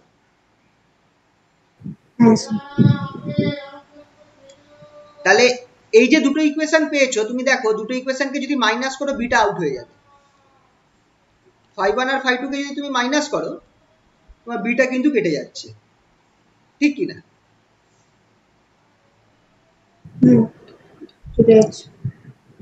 Phi one minus phi two করলে এখান থেকে তাহলে তুমি কি করতে পারো, এটাকে বার করতে পারো, এর ভ্যালু দেখো বেরিয়ে গেল, মানে তুমি সাইমালটেনিয়াস সলভ করছো আর কি। দুটো ইকুয়েশন পেয়েছো না, ফাই ওয়ান ইকুয়ালস টু এইটা আর ফাই টু ইকুয়ালস টু এটা, এই দুটো ইকুয়েশনকে সলভ করবে।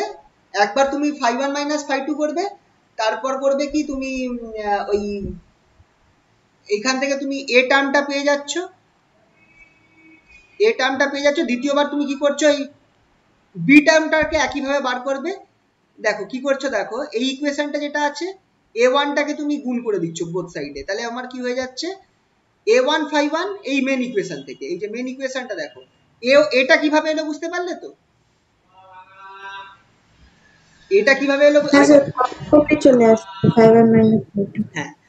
তারপর বিটাকে কি করে বার করবে, এই একই দুটো ইকুয়েশন থেকে সলভ করে, এ ওয়ান এই পুরোটার সাথে এ ওয়ান গুণ করে দেবে, পুরোটার সাথে তুমি a1 গুণ করে দাও, a1 এই a1টা বাদ হয়ে যাবে, এখানে a1, আর এখানটার সাথে তুমি a2 গুণ করো, a2 এই a2টা বাদ হয়ে যাবে, এখানটা a2, তারপর দুটোকে মাইনাস করো, তোমার এটা আউট হয়ে যাচ্ছে। বুঝতে পারলে? করছি স্যার।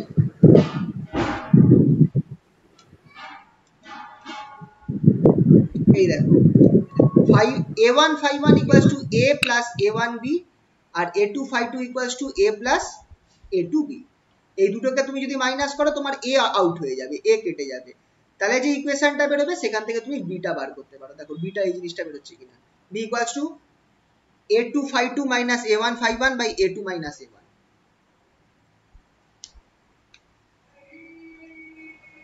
জাস্ট সাইমালটেনিয়াস সলভ করলে দুখানা ইকুয়েশন পেলে, phi1 আর phi2 এর রেসপেক্টে সাইমালটেনিয়াসলি সলভ করলে এসে গেল।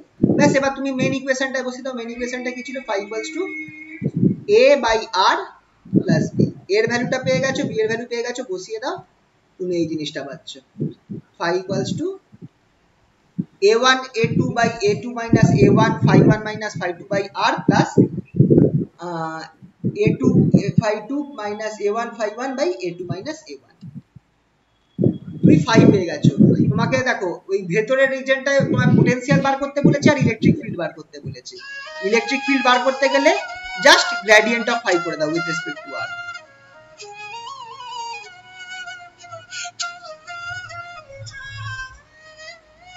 জাস্ট মিনিট, হ্যাঁ, হ্যালো,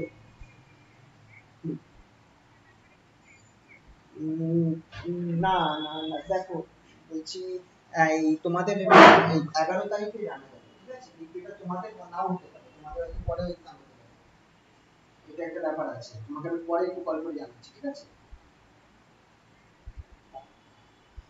আমি তোমাকে পরে জানাচ্ছি, হলে অনলাইনই হবে, কিন্তু এই সময়টা নাও হতে পারে, আমি তোমাকে একটু পরে কল করবো, ঠিক আছে? দেখো ইলেকট্রিক ফিল্ডটা কিভাবে বার করলাম, দেখো জাস্ট গ্রেডিয়েন্ট অফ 5 করে দিলাম, সরি ডিফাই ডিআর করলাম, ডিফাই ডিআর করলে আমার এখানটায় আর স্কয়ার হয়ে যাবে জাস্ট সামনে,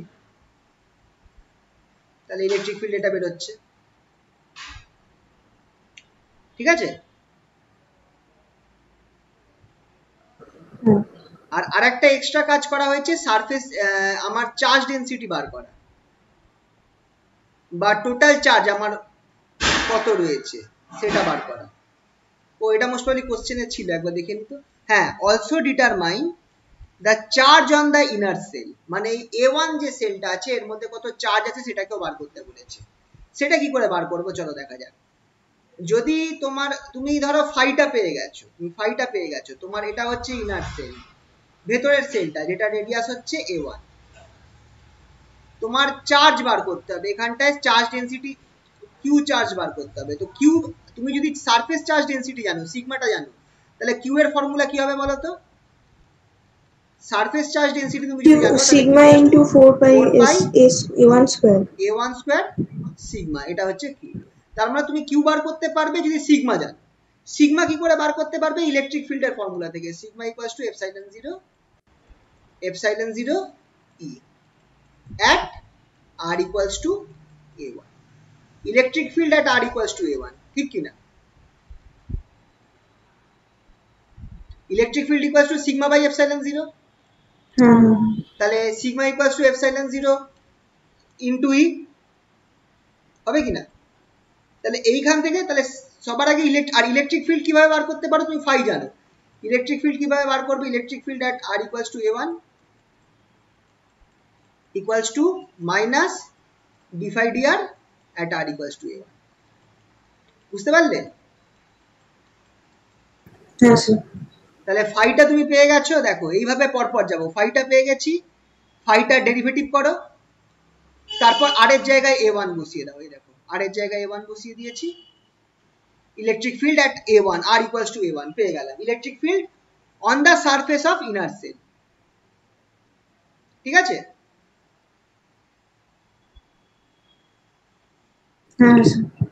তারপর তাহলে চার্জ ডেনসিটি কত হবে? Sigma equals to epsilon 0 E1, মানে একটা জাস্ট এটার এপসাইলন সাথে 0 গুণ হচ্ছে উপরের ভ্যালুটার সাথে। তাহলে টোটাল চার্জ কত হবে? Q by 4 q equals to 4 pi a1 square sigma. সিগমার ভ্যালুটা উপরে বার করেছি, তুমি বসিয়ে দাও, হয়ে গেল।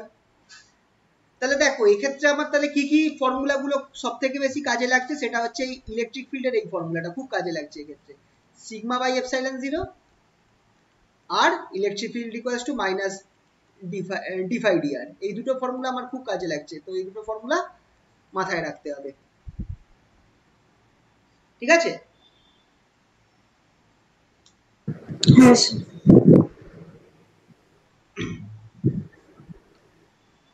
এবার আসছে কঠিন জিনিসটা, টু ডাইমেনশন।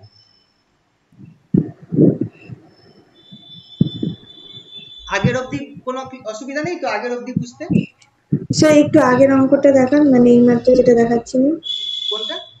এটা? হ্যাঁ স্যার, এখানে এই যে সিগমাটা আমরা বের করলাম, এখানে ও আচ্ছা a1 টা দুদিক দিয়ে কেটে যাচ্ছে, ঠিক হ্যাঁ আছে। হ্যাঁ হ্যাঁ, উপরে একটা a1 আছে, নিচে a1 স্কয়ার আছে, একটা কেটে গেল, ঠিক আছে। তারপর আবার a1 স্কয়ার এর সাথে যখন গুণ হচ্ছে তখন কেটে যাচ্ছে, ঠিক আছে? বুঝেছি। জিনিসটা ক্লিয়ার হলো তো? হ্যাঁ।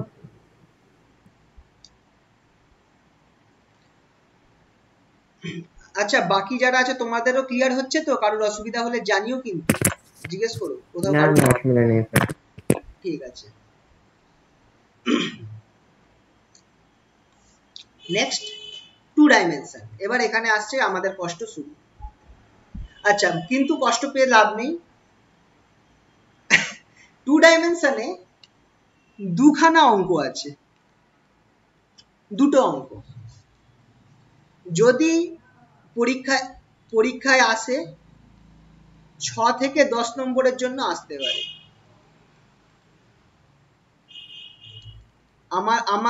আমরা যখন পরীক্ষা দিয়েছিলাম, এগুলো আমাদের সেকেন্ড ইয়ারে ছিল, আমাদের পরীক্ষাতে 10 নম্বরের একটা অঙ্ক এসেছিল, 10 নম্বর নাকি 10 নম্বরই মনে হয়, একদম মানে বিশাল বড় অঙ্ক, এইটারই পার্ট আমাদের কমন পড়ে গেছিল।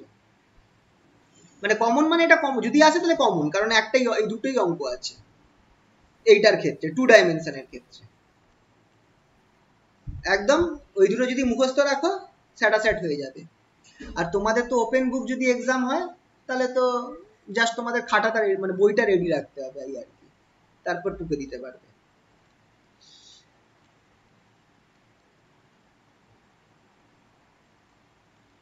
আচ্ছা চলো একটু জিনিসটা বোঝানো যাক, একটু বুঝে নেওয়া যাক, তারপর বুঝে গেলে তোমাদের এটা মুখস্থ করতে সুবিধা হবে, ঠিক আছে? কারণ আর আমি আমার সত্যি কথাটা বলছি, এই জিনিসটা আমরা কিছু বুঝিনি। আমরা যখন পড়েছিলাম না এই পার্টটা, সেকেন্ডটা, আমরা কিচ্ছু বুঝিনি, এটাকে পুরো রট লার্নিং করে গেছিলাম আর কি, মানে একদম মানে মুখস্থ করে গাতিয়ে গেছিলাম যে এই জিনিসগুলো করতে হবে। কেন বুঝিনি? কারণ আমাদের সেই সময় লেজেন্ডারি হয়নি, আমাদের সিলেবাসে ওই হারমোনিক্স গুলো ছিল না, হিসাব হতে তোমাদেরও নেই। আমরা জাস্ট জোর জবরদস্তি আমরা ইকুয়েশন গুলো মুখস্থ করে চলে গেছিলাম, যে যা আসবে এটা যদি আসে লিখে দেবো, আর ভাগ্যক্রমে এসেও গেছিল। তো যাই হোক, না দিয়ে এসেছি। আর ভালো নম্বরের অঙ্ক ছিল, প্রায় 10 নম্বরের অঙ্ক ছিল সম্ভবত এইটা। এটা থেকে বললাম না একটা দুটো প্রবলেম আছে, তো ওই দুটোর মধ্যে থেকে এলে একটা আসবে, না হলে ইজি অঙ্কগুলো আসবে, ঠিক আছে? চলো টু ডাইমেনশনে দেখা যাক। শুনতে পাচ্ছ তো? কানেকশন কেটে যায়নি তো? হ্যালো? আচ্ছা ঠিক আছে, ঠিক আছে। স্ফেরিক্যাল কোঅর্ডিনেটস এর সিস্টেমে আমরা ল্যাপ্লাস ইকুয়েশনটা দেখব। অবভিয়াসলি টু ডাইমেনশন মানে আমার আর থিটা ফাই ছিল, তো আর থিটা ফাই এর মধ্যে আমি প্রথম দুটোকে আমি ইউজ করব, আর কে আর থিটাকে আমি ইউজ করব। তাহলে এই দুটোকে কনসিডার করলে আমার এখন আমার যে ল্যাপ্লাস ইকুয়েশনটা সেটা আমার এইটা হবে 1/r² del del r r square del phi del r plus, এখানে দেখো আমি এখানে ডি করিনি কিন্তু del phi রেখে দিয়েছি কারণ দুখানা টার্ম আছে, plus 1/r² sin theta del del theta sin theta del phi del theta equals to 0। এটা হচ্ছে আমার second order differential equation, Laplace equation, যেটা হচ্ছে টু ডাইমেনশনে ইন এটা কি হচ্ছে পোলার কোঅর্ডিনেটসে বা স্ফেরিক্যাল পোলার কোঅর্ডিনেটস। এটাকে বার করার জন্য আমাকে ইউজ করতে হবে separation of variable method. Separation of variable method মানে হচ্ছে এইটা, এই ডিফারেন্সিয়াল ইকুয়েশনটা তো ফাই এর ডিফারেন্সিয়াল ইকুয়েশন, দুটো দেখো ফাই আছে, ফাইটাকে আমি, আর ফাই এখানটায় হচ্ছে আর আর থিটা দুজনেরই ফাংশন। ফাই যেটা হচ্ছে সেটা হচ্ছে আমার আর এরও ফাংশন আবার থিটারও ফাংশন। তো সেপারেশন অফ ভ্যারিয়েবলে আমরা করব কি, ফাইকে আমি দুখানা আলাদা আলাদা ফাংশনের গুণফল হিসাবে ধরবো। একটা হবে আর এর ফাংশন যেটা হচ্ছে ওয়াই, ক্যাপিটাল ওয়াই হচ্ছে শুধু আর এর ফাংশন, আর ক্যাপিটাল পি যেটা হচ্ছে শুধু থিটার ফাংশন। তাহলে ফাইটাকে আমি কি করছি, ফাই হচ্ছে আর আর থিটা দুজনেরই ফাংশন, এটাকে আমি দুখানা আলাদা আলাদা ফাংশনের গুণফল হিসাবে ধরছি, একটা শুধু আর এর ফাংশন আর একটা শুধু থিটার ফাংশন। আর এর ফাংশনটাকে আমি বলছি ওয়াই, থিটার ফাংশনটাকে আমি বলছি পি। এবার আমি কি করব, এই যে ইকুয়েশনটা আছে উপরের ইকুয়েশনটা, ফাই এর জায়গায় তুমি আর পি ওয়াই পি বসিয়ে দাও, ফাই এর জায়গায় তুমি ওয়াই পি বসিয়ে দাও। এবার দেখো কি খেলা হচ্ছে, যখন তুমি ফাই এর জায়গায় ওয়াই পি বসাবে, তুমি দেখো এই ইকুয়েশনটাতে তোমার ডেরিভেটিভ হচ্ছে আর এর রেসপেক্টে, ডেরিভেটিভ হচ্ছে আর এর রেসপেক্টে, তার আর পিটা হচ্ছে আমার থিটার ফাংশন, তার মানে পিটা এই পার্সিয়াল ডেরিভেটিভের ক্ষেত্রে কনস্ট্যান্ট, তার মানে পিটা বাইরে চলে যাবে, আর আমার এখানটায় ফাই এর জায়গায় শুধু ওয়াই পড়ে থাকবে, ঠিক কিনা? আর এখানটায় কি হবে, এখানে আমার থিটার রেসপেক্টে ডেরিভেটিভ হচ্ছে, তার মানে এইখানটায় ফাই এর জায়গায় আমার পি পড়ে থাকবে আর ওয়াইটা বাইরে চলে আসবে।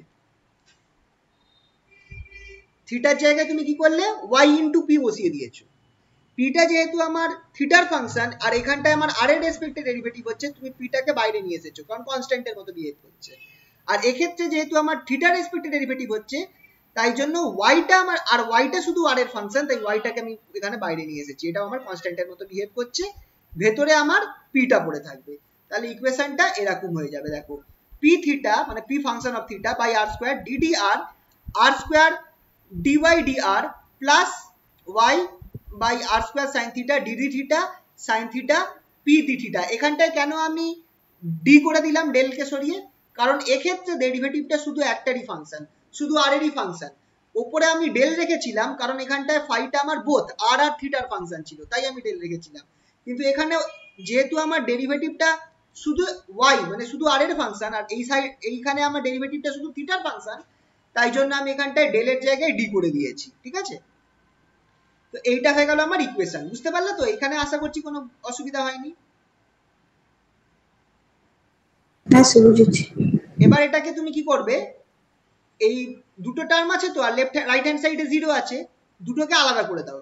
এই একটা টার্মকে তুমি পি এর টার্মগুলোকে মানে এই সাইন থিটার টার্মগুলোকে তুমি লেফট হ্যান্ড সাইডে রাইট হ্যান্ড সাইডে নিয়ে গেছো, আর কি করছো, ওয়াইটাকে তুমি এইদিকে নিয়ে আসো, পিটাকে তুমি এইদিকে নিয়ে আসো, তাহলে ইকুয়েশনটা দেখো মানে সিম্পলিফাই করলে ইকুয়েশনটা এরকম দাঁড়াচ্ছে, তোমার লেফট হ্যান্ড সাইডে শুধু ওয়াই এর টার্ম রয়েছে আর রাইট হ্যান্ড সাইডে শুধু পি এর টার্ম রয়েছে। খেয়াল করে দেখো এই ইকুয়েশনটা, খেয়াল করে দেখো লেফট হ্যান্ড সাইডে শুধু পি এর টার্ম মানে শুধু থিটার ফাংশন রয়েছে, রাইট হ্যান্ড সরি ভুল বললাম, লেফট হ্যান্ড সাইডে শুধু আর এর ফাংশন রয়েছে মানে ওয়াই রয়েছে, আর রাইট হ্যান্ড সাইডে সবগুলোই থিটার ফাংশন, আর দুজনে ইকুয়াল হচ্ছে, ঠিক কিনা?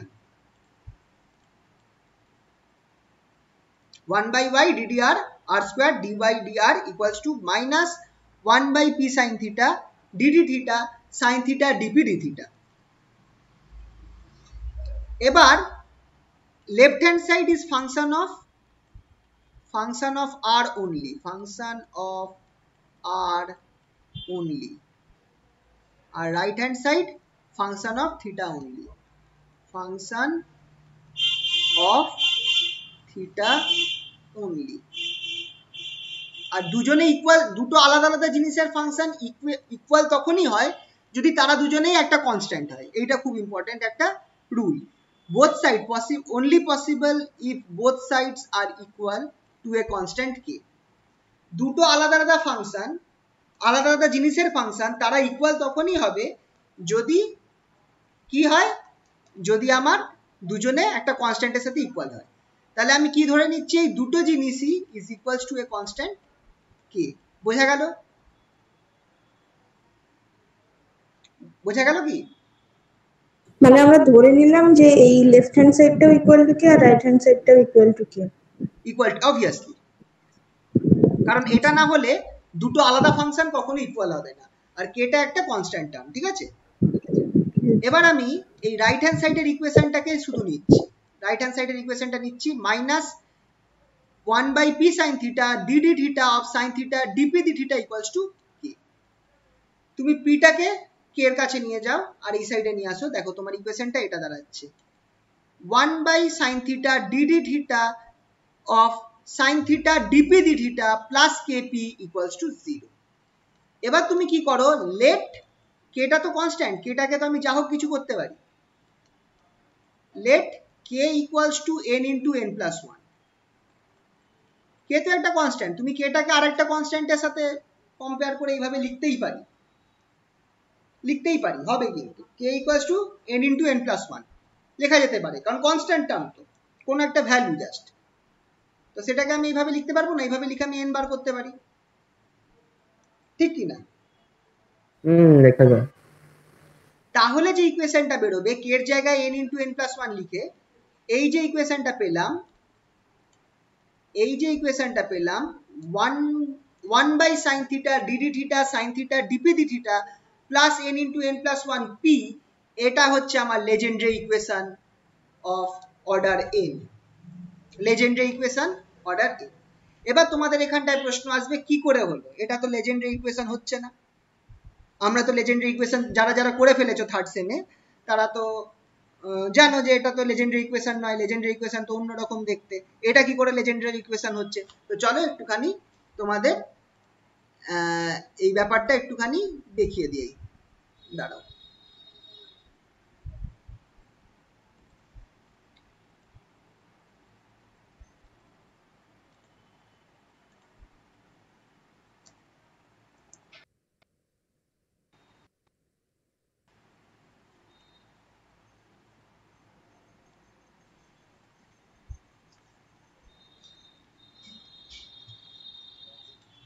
এটা তোমাদের এমনি মুখস্থ রাখতে হবে, 1 by sin theta dd theta of sin theta dp d theta plus n into n plus 1 p equals to 0। এটা কিভাবে লেজেন্ডারি ইকুয়েশন হচ্ছে সেটা আমি একটুখানি তোমাদের দেখাই, কারণ থার্ড সেমেও তোমাদের লেজেন্ডারি ইকুয়েশন তোমরা করেছো, বা যারা করনি তাদের করতে হবে।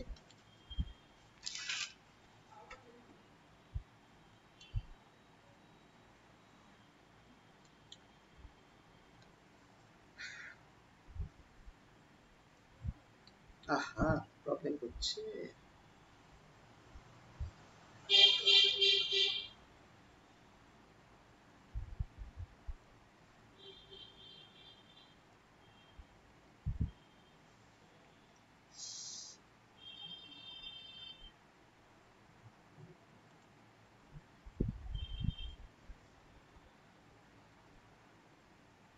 আচ্ছা 2 মিনিট, হ্যাঁ একটুখানি স্লো হয়ে গেল। ঠিক আছে।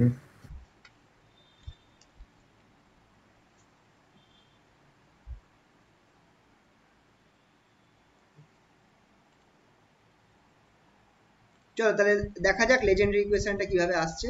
কি ছিল আমার ফর্মুলাটা দেখালাম, 1 by sin theta dd theta sin theta dp d theta, এটাই ছিল তো, plus n into n plus 1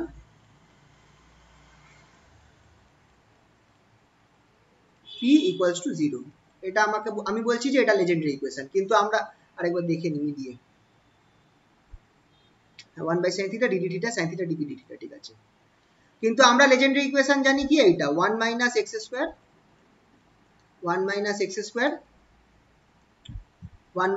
square d2y dx2 minus 2x dy dx plus n into n plus 1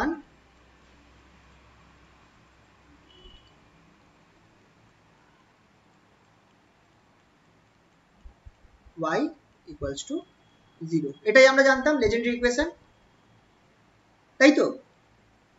মনে পড়ছে লেজেন্ডারি ইকুয়েশনের আগের দিন অবধিও হয়েছে, মানে এইসব স্টার্ট করার আগে।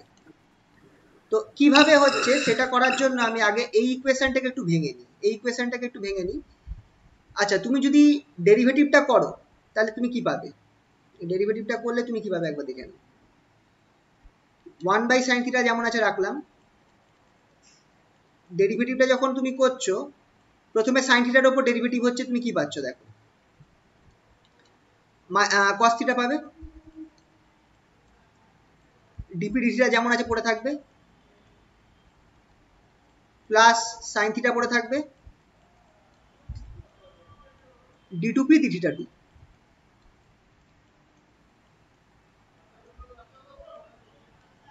Plus n into n plus one, p equals to 0। ঠিক আছে, ইকুয়ালস টু, তুমি এবার এটাকে গুছিয়ে লিখলে কি পাবে দেখো, d two p d theta two plus cot theta d p d theta plus n into n plus one P.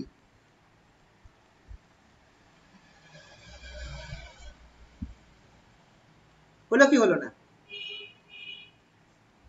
কারণ sine theta cos theta by sine theta তোমার cot theta d p d theta দিচ্ছে, sine theta by cos theta তোমার cot theta d p d theta দিচ্ছে, আর এইটা কেটে যাচ্ছে, sine theta কেটে যাচ্ছে, d two p d theta two পড়ে থাকছে। ঠিক আছে, এটা বুঝতে পারলে তো? এবার করব কি, এই ইকুয়েশনটার মধ্যে এই ইকুয়েশনটা নেব, এই যে যেটা আমার অ্যাকচুয়াল লেজেন্ডারি ইকুয়েশন আছে 1 minus x square d two by d x two plus 2x dy dx plus n into n plus 1 y equals to 0, এইটা নেব। এখানটায় আমি কি করব, x equals to cos theta বসাবো, x equals to cos theta বসাবো। তাহলে d theta কি হবে, dx তাহলে কি হবে, minus sin theta d theta,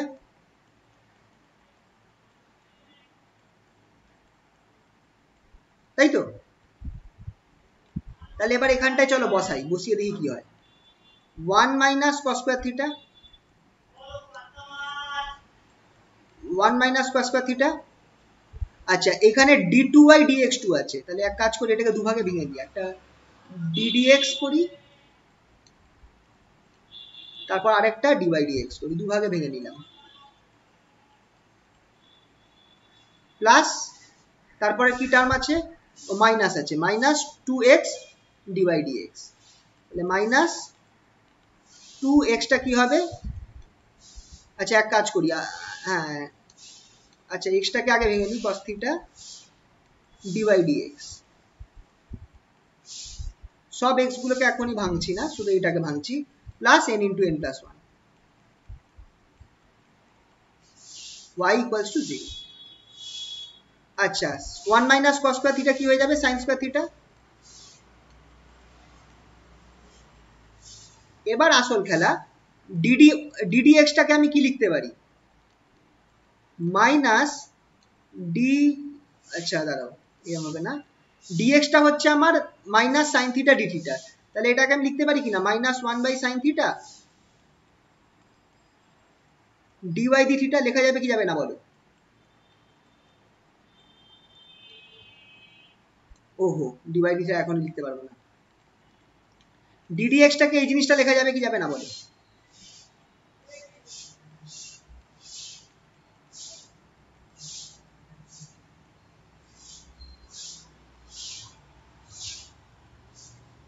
এটা বুঝতে পারলে, একটু এটা একটু বলো আমাকে, এই জায়গাটা বুঝতে পারলে কিনা। চলো কানেকশন কেটে গেল, হ্যালো, কেটে গেছে মনে হয়। ও শোনা যাচ্ছে, ও আচ্ছা আচ্ছা আচ্ছা আচ্ছা আচ্ছা, ঠিক আছে। তাহলে sin স্কয়ার থিটা শোনা যাচ্ছে তো, হ্যালো স্যার এই পার্টটা বুঝলাম না, যে আমরা ddx থেকে 1 বাই sin থিটা, হ্যাঁ স্যার শোনা যাচ্ছে। আচ্ছা আচ্ছা আচ্ছা, ddx টা কিভাবে এটা হলো, ddx তুমি dx এর জায়গায় তুমি dx এর জায়গায় তুমি এটা বসাও,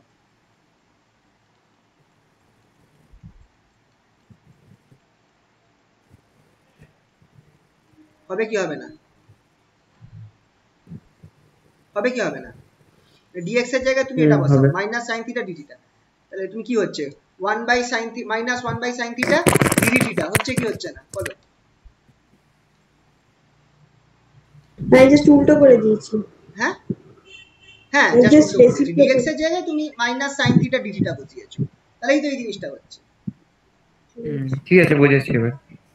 তাহলে এইখানে একটা ddx আছে, আবার এখানে dy dx আছে, তো এই dy dx টার জন্য তুমি এই টার্মটা পাচ্ছ, আর এই বাইরে ddx এর জন্য তুমি এই টার্মটা পাচ্ছ। বোঝা গেল?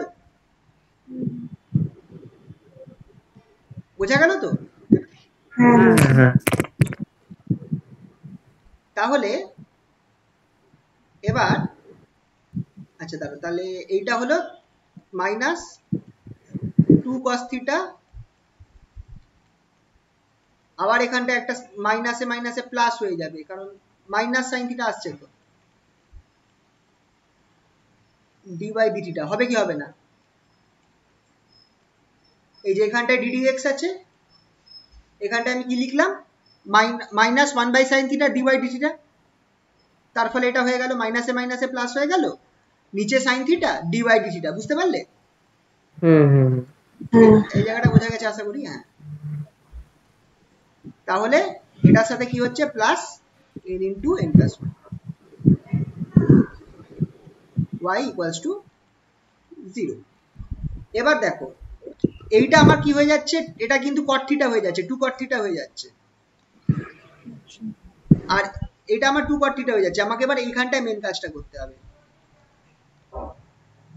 তাহলে সাইন স্কয়ার থিটাটা যেমন আছে রাখলাম বাইরে, সাইন স্কয়ার থিটা, দুটো মাইনাস আছে, মাইনাসে মাইনাসে প্লাস হয়ে যাবে।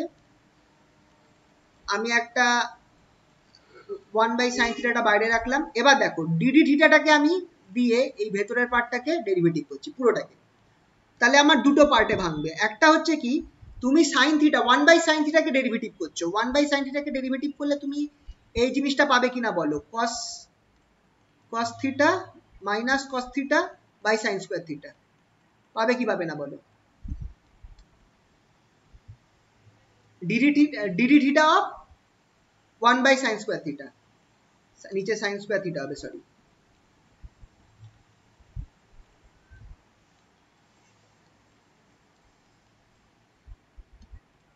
ভেবে দেখো এটা হবে কি হবে না? ঠিক আছে, তাহলে আর পড়ে থাকছে ডিওয়াই ডি থিটা। তারপর কি হবে, সাইন থিটাটা পড়ে থাকবে plus 1 by sine theta d2y d theta 2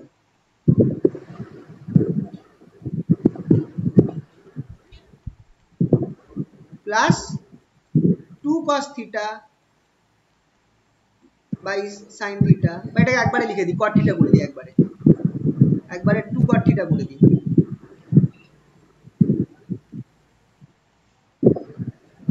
dy d theta plus n into n plus 1 y equals to 0। তোমরা এবার যদি এই ভেতরটাকে করো, ক্যালকুলেট করো, তোমরা দেখবে তুমি পাচ্ছ minus cot theta dy d theta plus d2y d theta 2। ভেতরটা করে দেখো,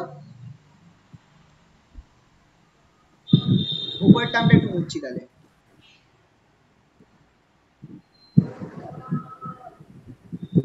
সিম্পলিফাই করলে তোমরা এই জিনিসটা পাবে।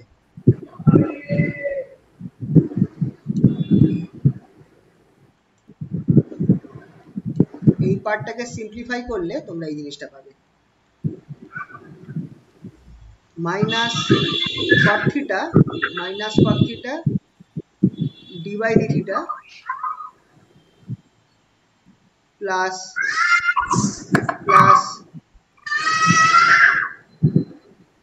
dy d theta, sorry d2y d theta 2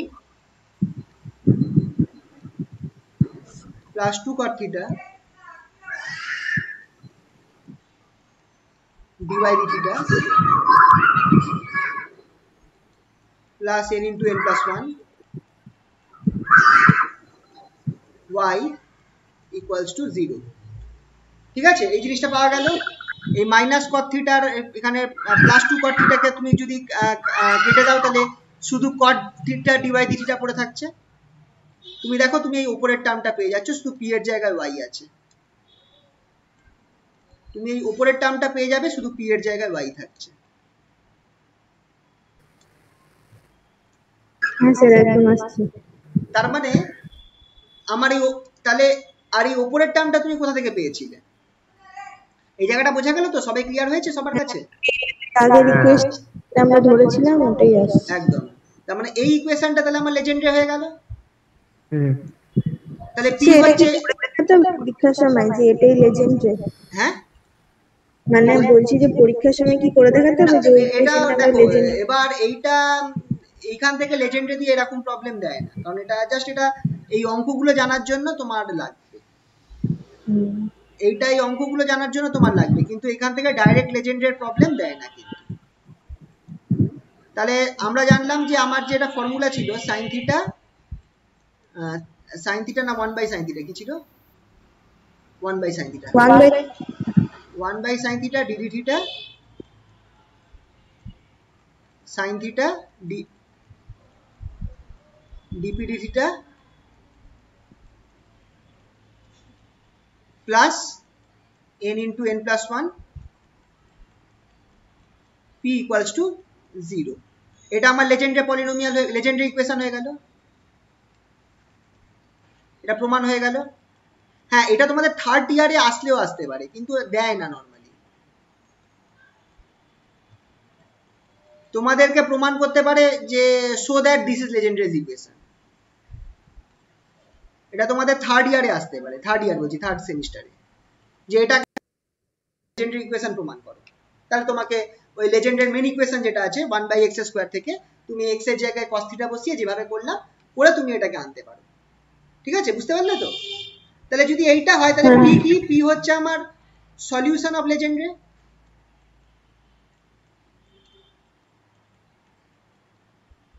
solution of legendary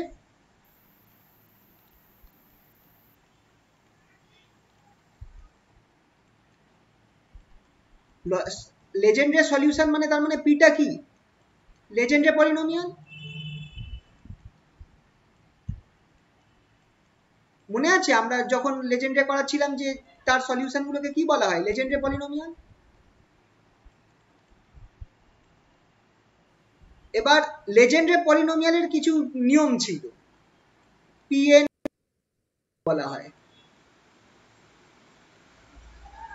p1x কত? আচ্ছা p0x, p0x হচ্ছে 1, p1x হচ্ছে x, p2x হচ্ছে 3/2 x square minus half,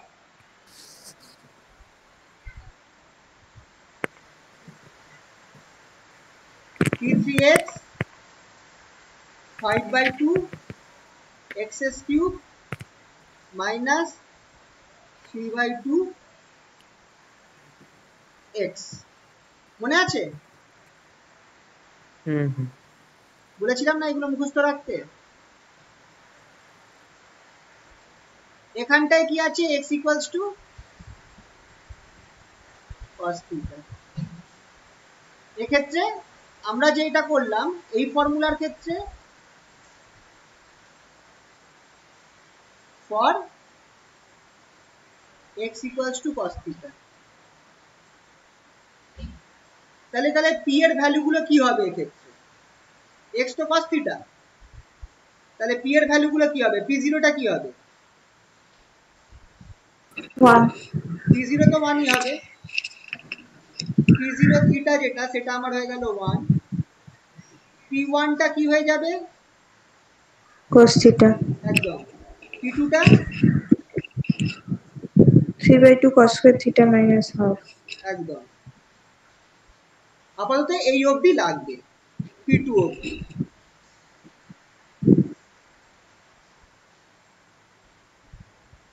বোঝা গেল তো? তাহলে এইগুলো আবার লাগবে আপাতত অঙ্ক করতে। আশা করছি ক্লিয়ার হয়েছে এই কেসটা। হুম হুম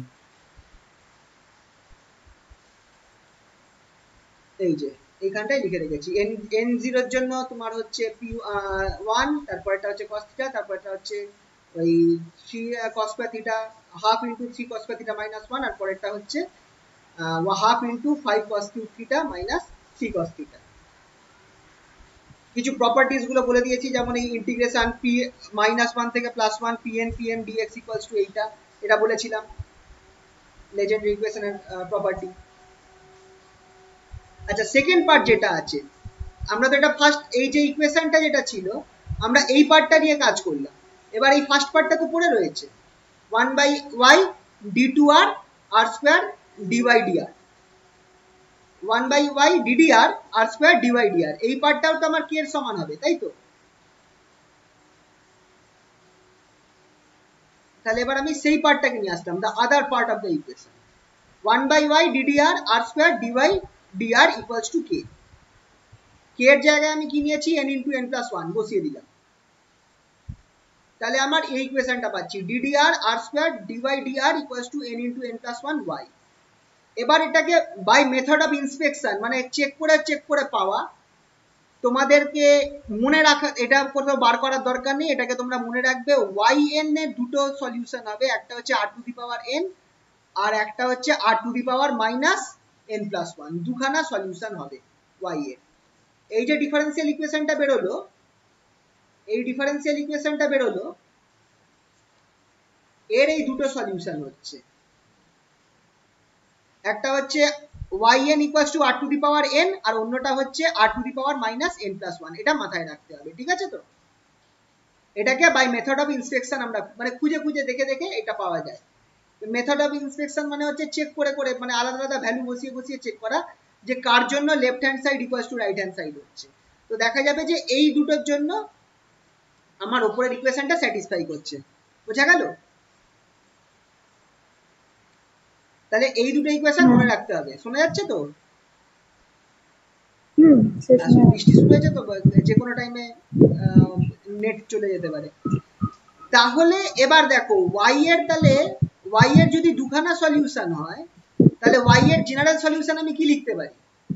y এর জেনারেল সলিউশন আমি লিখতে পারি y ইকুয়ালস টু ধরো a, ধরো অ্যাকচুয়ালি y কিন্তু দুটো সলিউশন না, y এর কিন্তু অনেকগুলো সলিউশন পসিবল, yn রয়েছে মানে অনেকগুলো ভ্যালু, মানে n ইকুয়ালস টু 1 2 3 অনেকগুলো হতে পারে, r to the power n আবার yn equals to r to the power minus n plus 1, r to the power minus n plus 1। তার মানে যদি তুমি এইটাকে শুধু দেখো y এর অনেকগুলো সলিউশন হতে পারে, সামেশন ওভার n, ধরো একটা কনস্ট্যান্ট টার্ম নিলাম cn yn, y যেটা আছে, কারণ এগুলো তো অনেকগুলো ভ্যালু হয়, yn মানে কিন্তু অনেকগুলো ভ্যালু, n এর জায়গায় 1 বসাও তুমি একটা পাচ্ছ, n এর জায়গায় 2 বসাও তুমি একটা পাচ্ছ, সকলে আমার এই ইকুয়েশনটাকে স্যাটিসফাই করছে, বুঝতে পারলে তো? মানে এখানে কিন্তু একটা ভ্যালু নেই, প্রচুর সংখ্যক ভ্যালু আছে, এই জায়গাটা বুঝতে পারছো কিনা বলো? তাহলে yটাকে আমি এইভাবে লিখতে পারি summation over n an r to the power n plus bn r to the power minus n plus 1, এইটা হচ্ছে আমার y এর সলিউশন, y এর জেনারেল ফর্ম।